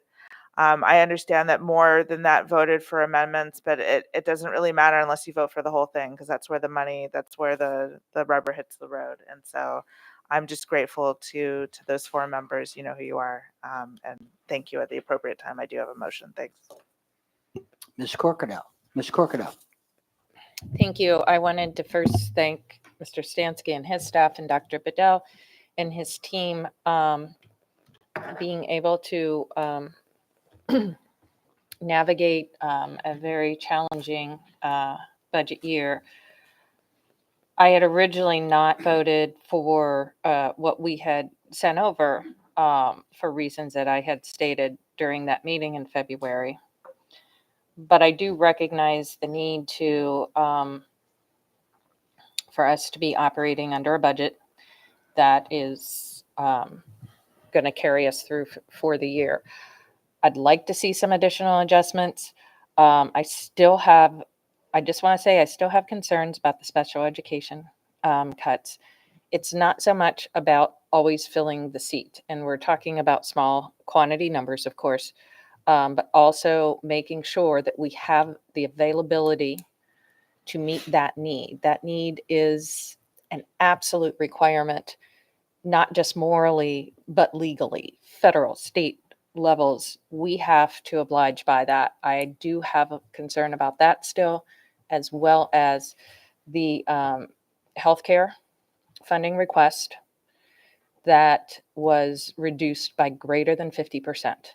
We take that stuff very seriously, and that is how we are able to get ourselves to affordable health care for our employees. And so when we don't have the cushion, I do continue to have concerns about the fidelity of this fund, given we made a very prudent and remarkable recommendation that keeps us whole. We have had problems in the past where we have had to go back to the county for emergency supplement funding. This would have avoided a possibility of that, or at least greatly reduced it. And so now we are back in a position that we were over 10 years ago. And I got to say, I hope that we can improve that. And I hope that we can improve on the understanding of the needs of special education in our community. Dr. Bedell would not have recommended it unless there was a need for it. And obviously, we do without. But there are some things that we shouldn't do without. And those are 2 categories where I think stronger is better. I do appreciate some of the refunding and the repopulation of some of the things. I think that does make good progress. Lastly,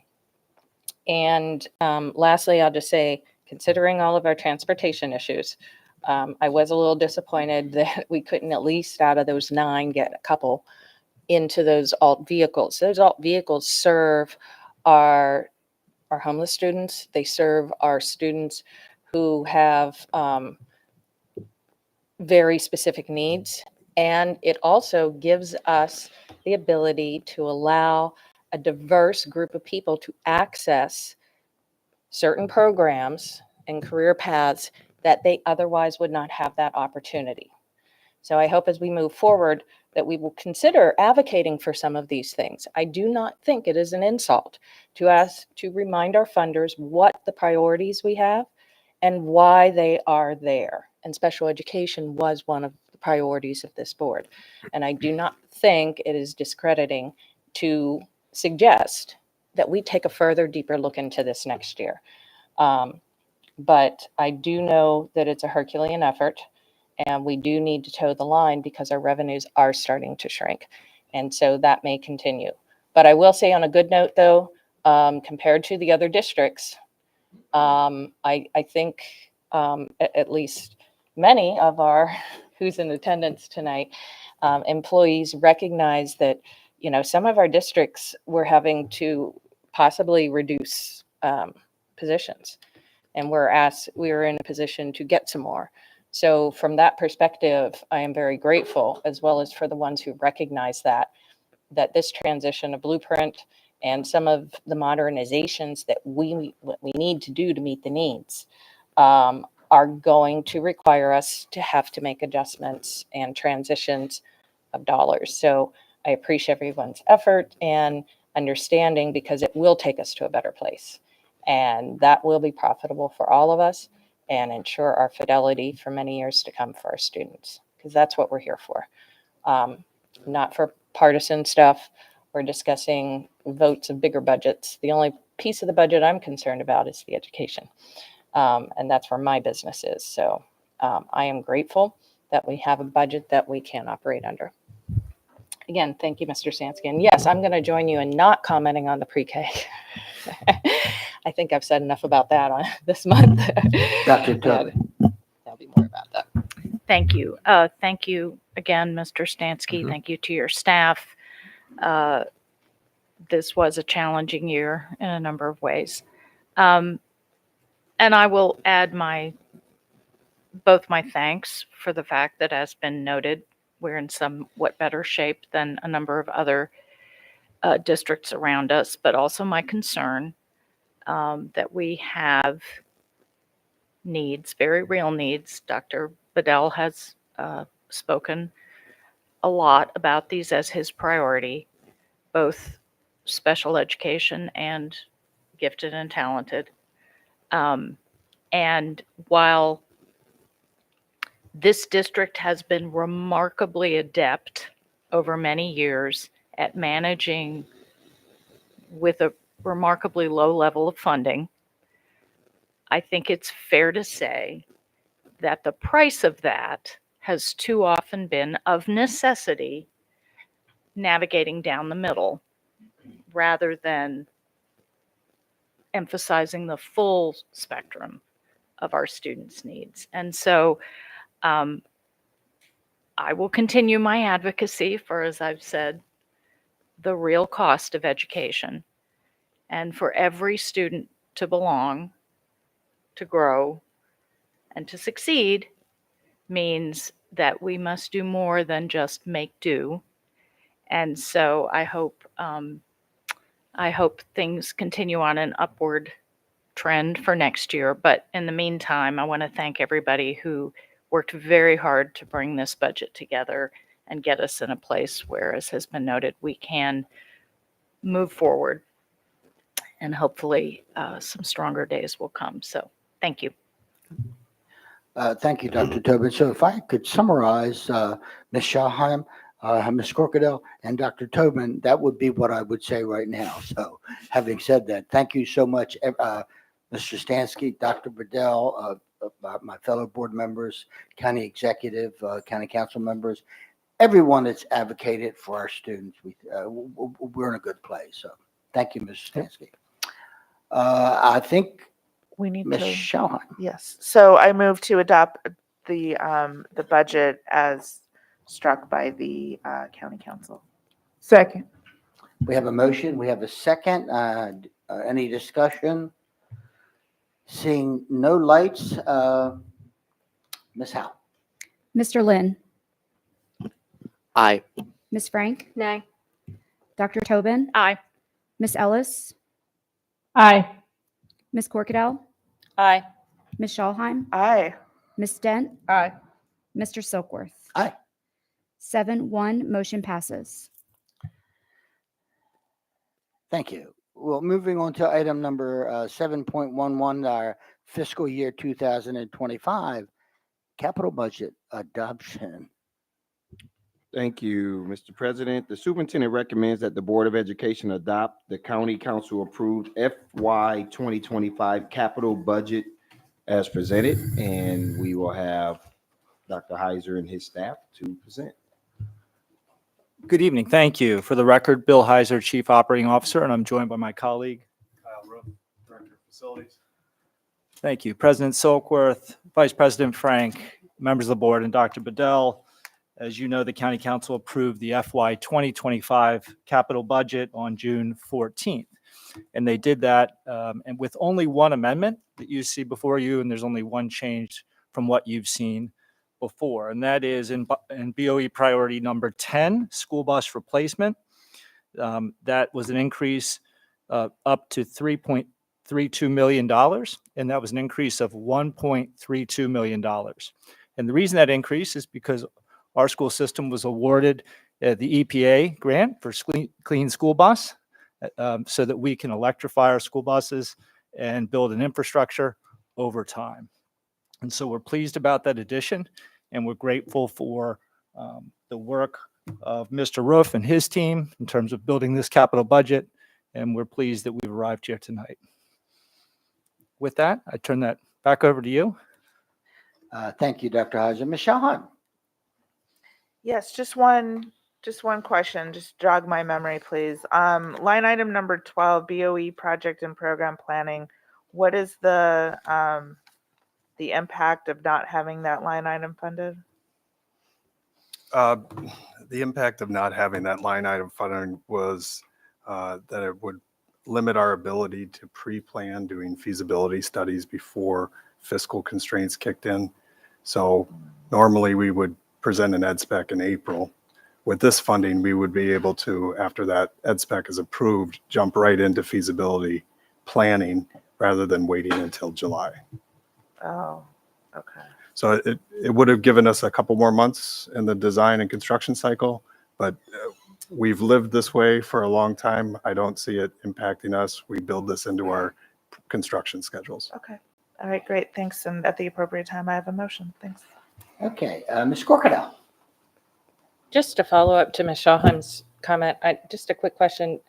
So the county always makes sure that they're planning and that they have consultants to make well-informed decisions and to be able to, are we talking, if you could just clarify, this would have saved us money during the feasibility in to transition to the design development? No, it would save time. So the impact would be that we would be able to start the design process probably 3 months ahead of where we normally start it. That is a cost savings though in development, right? Normally? No. I don't think not you're in gonna our break, case. no, Okay. I don't think I you're was gonna just break. checking to see if we were shorting ourselves on one end to the other side of that. But I will go back to my original statement though, that it is, there seems to be a trend that if the Board of Education is issuing it, that it doesn't have relevance, importance to the overall district. And we saw that systematically throughout. Maybe we should have changed the name and it possibly would have been funded, just saying. Because anything specific that we're asking for on the project side tends to be immediately struck down. But well, maybe next year we'll be able to get some more reason and rationale with that. Does the county operate under a similar program, design development program that we do, or have they modernized to include such a thing? Several agencies have a similar program within their budget. And that was approved by the county? Mm-hmm. So, okay. That is disappointing. Okay, bye. Okay, I see no more lights. So, Ms. Shahan. I move to adopt the FY25 capital budget as presented. Second. We have a motion and a second. Any discussion? Seeing no lights. Ms. Howe? Mr. Lynn, Aye. Ms. Frank, Aye. Dr. Tobin, Aye. Ms. Ellis, Aye. Ms. Corkadell, Aye. Ms. Schallheim, Aye. Ms. Stent, Aye. Mr. Silkworth. Aye. Motion passes 8-0. Okay, we're moving on to item 7.12, terms of employment for Unit 1 employees for fiscal year 2025. Dr. Bedell. Thank you, Mr. President. The superintendent recommends approval of the terms of employment for Unit 1 employees. Yes, good evening. My name is Melissa Rawls, and I am the Director of Employee Relations. To Mr. Silkworth, Dr. Bedell, and members of the board, the negotiating teams for the Board of Education and the Teachers Association of Anne Arundel County have not reached an agreement for fiscal year FY25. For this reason, I respectfully request that the following terms of employment be established for Unit 1 employees. These terms will continue in effect until a successor amended negotiated agreement is approved and ratified. There will be no step or salary cost of living increases for Unit 1 employees. There is a modification to payments for special education due process proceedings, and the 4-day work week will occur from June 26, 2024 through August 6, 2024. Thank you. Thank you, Ms. Rawls. Do I hear a motion? I move to adopt the superintendent's recommendation. Second. We have a motion and a second. Any discussion? Seeing none. Ms. Howe? Mr. Lynn, Aye. Ms. Frank, Aye. Dr. Tobin, Aye. Ms. Corkadell, Aye. Ms. Schallheim, Aye. Ms. Dent, Aye. Mr. Silkworth. Aye. Motion passes 7-0. Okay, we're moving on to item 7.13, terms of employment for units 5 and 6 employees for fiscal year 2025. Dr. Bedell. Mr. President, the superintendent recommends approval of the terms of employment for Units 5 and 6 employees for FY 2025. Ms. Rawls. Yes, good evening. Lastly, terms of employment have been established for Anne Arundel County Public Schools non-represented Unit 5 and Unit 6 employees for FY25. The following is a summary of recommended changes. There will be a step equivalent provided to all Unit 5 and Unit 6 employees, and there will be a 3% COLA to all Unit 5 and 6 employees. There will be healthcare plan design modifications, and the 4-day work week will occur from June 26, 2024 through August 6, 2024. I respectfully request your approval of the aforementioned terms of employment for FY25. Do we have a motion? I move to adopt the superintendent's recommendation. Second. Okay, we have a motion and a second. Any discussion? Seeing no lights. Ms. Howe? Mr. Lynn, Aye. Ms. Frank, Aye. Dr. Tobin, Aye. Ms. Corkadell, Aye. Ms. Schallheim, Aye. Ms. Dent, Aye. Mr. Silkworth. Aye. Motion passes 7-0. Thank you, Ms. Rawls. Thank you. Item 7.14, our 2024 Educational Facilities Master Plan. Dr. Bedell. The superintendent recommends approval of the 2024 Educational Facilities Master Plan. So moved. Second. Okay, we have a motion and a second. Do we have any discussion? Ms. Corkadell. Sorry.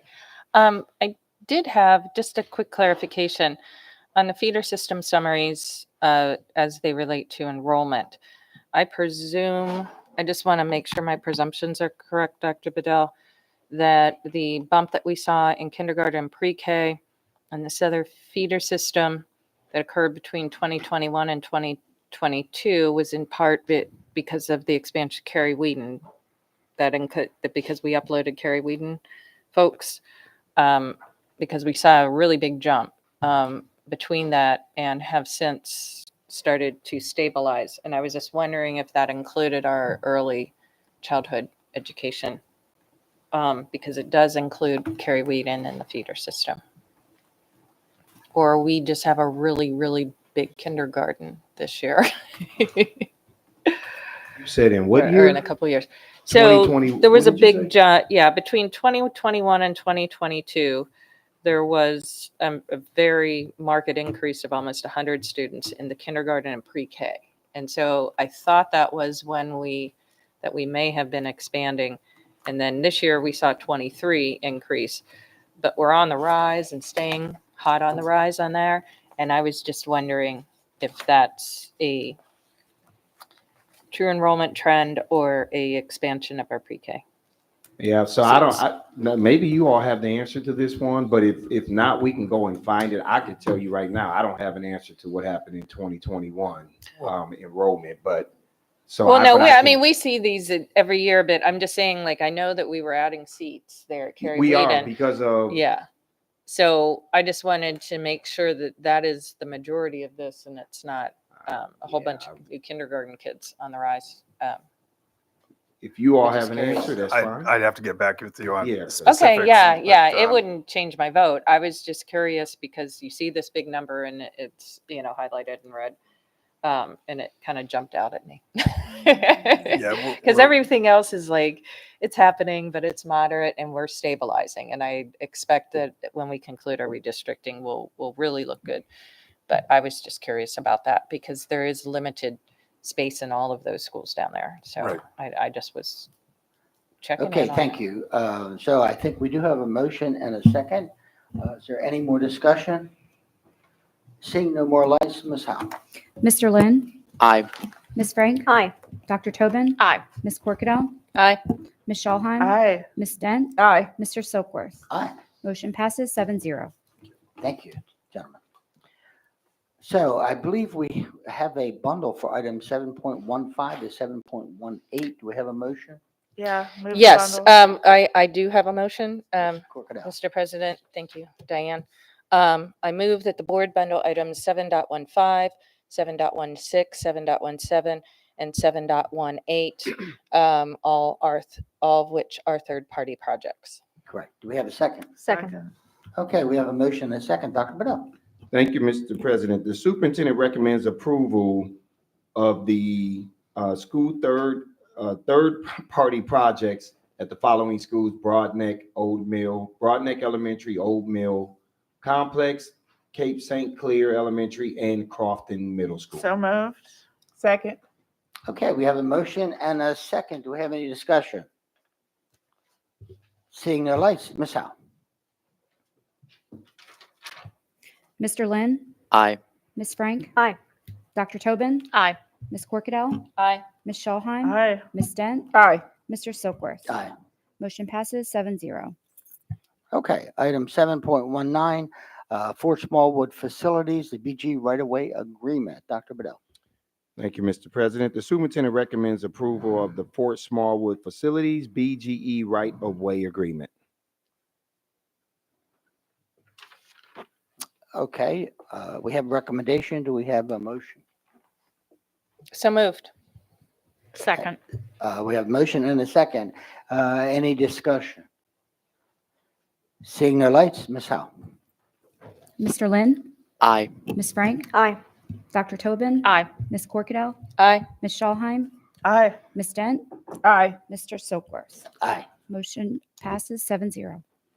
Okay, so we have item 8.01, award of contracts. Any concerns or comments? Okay, so that's going to bring us to our public comments on non-agenda items. And we do have some very patient individuals here with us this evening. Before we get to that, ladies and gentlemen, speakers will be allotted 2 minutes each. You may not allocate your time to others. The light in front of me will flash yellow when you have 30 seconds remaining. It will turn red and a tone will sound when your time is up. I will call individuals. We have 3. Please come forward and have a seat at the witness tables while you wait your turn to speak. The board asks that comments remain civil and appropriate for the various audiences that may be watching or viewing this meeting. Student-specific and personnel matters are confidential and cannot be discussed in this forum. It is not the board's general practice to engage in question and answer session with speakers. And for the record, please give your name before speaking. Any handouts you might have should be given to the board's assistant. And so we do have three patient individuals this evening. We thank you once again for that. John Ray, Shelley Carter, and Ethan Mavule. And they'll be speaking in that order. Mr. Ray, Ms. Carter, and then Ms. Mavule.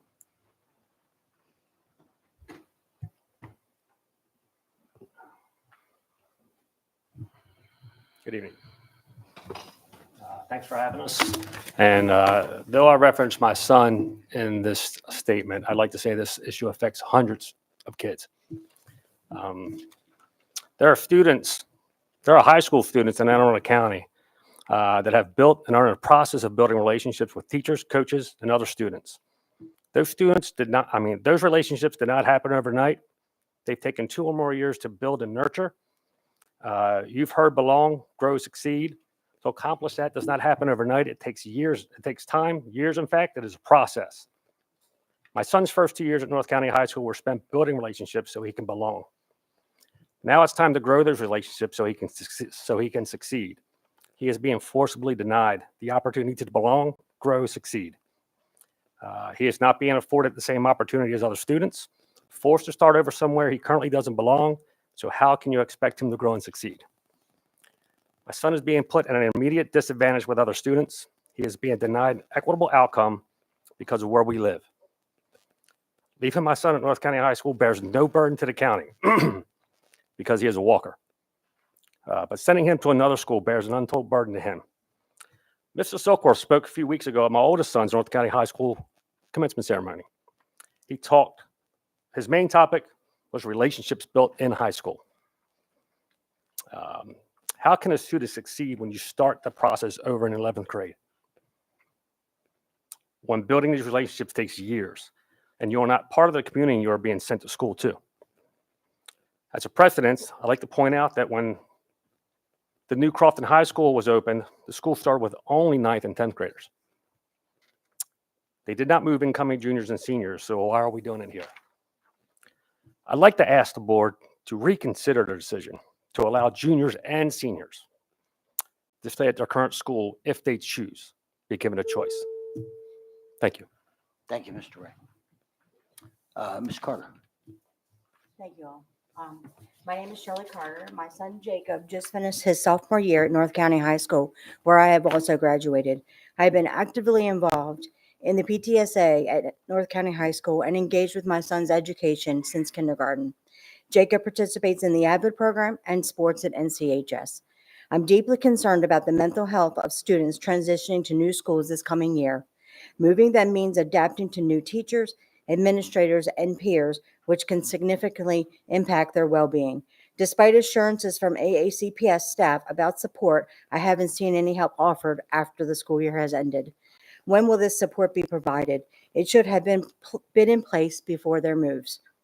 These children have endured the pandemic's disruptions, missing half of middle school and now facing mid-high school transfer. This upheaval will greatly affect their mental health, causing severe anxiety in some. Parents have sought out-of-area transfers with medical documentation from pediatricians expressing how this transition harms their children's mental health. However, AACPS denies these requests solely due to impending redistricting, which seems unfair. Why doesn't AACPS consider their pediatricians' expertise? They've cared for our children since birth and understand their needs better than the transfer staff. I urge the Board of Ed and AACPS to prioritize our children's best interests. This change is imposed on them and not chosen. I request reconsideration and allowing students to decide whether to remain in their current school or move to the new one. Thank you. Thank you, Ms. Carter. Ethan. Good evening. My name is Ethan Mivale, and I am class president of my school at Arundel High School for my class. I'd like to discuss a problem that most of my students will find important, which would be school lunches. From my 7th grade to my freshman year, I've seen children complain about the quality of lunches. Now, as I got into a more leadership position at my school, I realized that this is something to bring to light. I looked into people like Sammy, a former student member of the board at Montgomery County. He greatly improved lunches within the county, something that he would always be remembered for. Within this, he proved that not only is he a good student member of the board, but like Eric Lynn, he proved that we can make it possible. We can make it possible to make changes that we want to see in our schools and almost immediate action. Like he said, quoted by Sammy, lunches and breakfast are not only a commodity, but they're essential. They're imperative to every single student's education, no matter what. And it can't get more simple than that. I don't seek immediate action just yet. I want you guys to take away 3 things. Number 1, not everyone's the same. I want to include more dietary options moving forward in the next few years. Number 2, I understand that quality is pricey, and we have to reconsider the budget concerning the lunches. And number 3, it's our lunch. I suggest that students taste test new entries and vote on the menu. I understand this is not a new topic, but I hope that my voice, which represents the majority of your students, will help you guys consider what we should be having moving forward in the next few years. Thank you. Thank you, Mr. Mivula. Thank you so much. So that does conclude our testimony this evening. And ladies and gentlemen, that does conclude the meeting this evening. Do I hear a motion to adjourn? No. I heard a second. And consensus?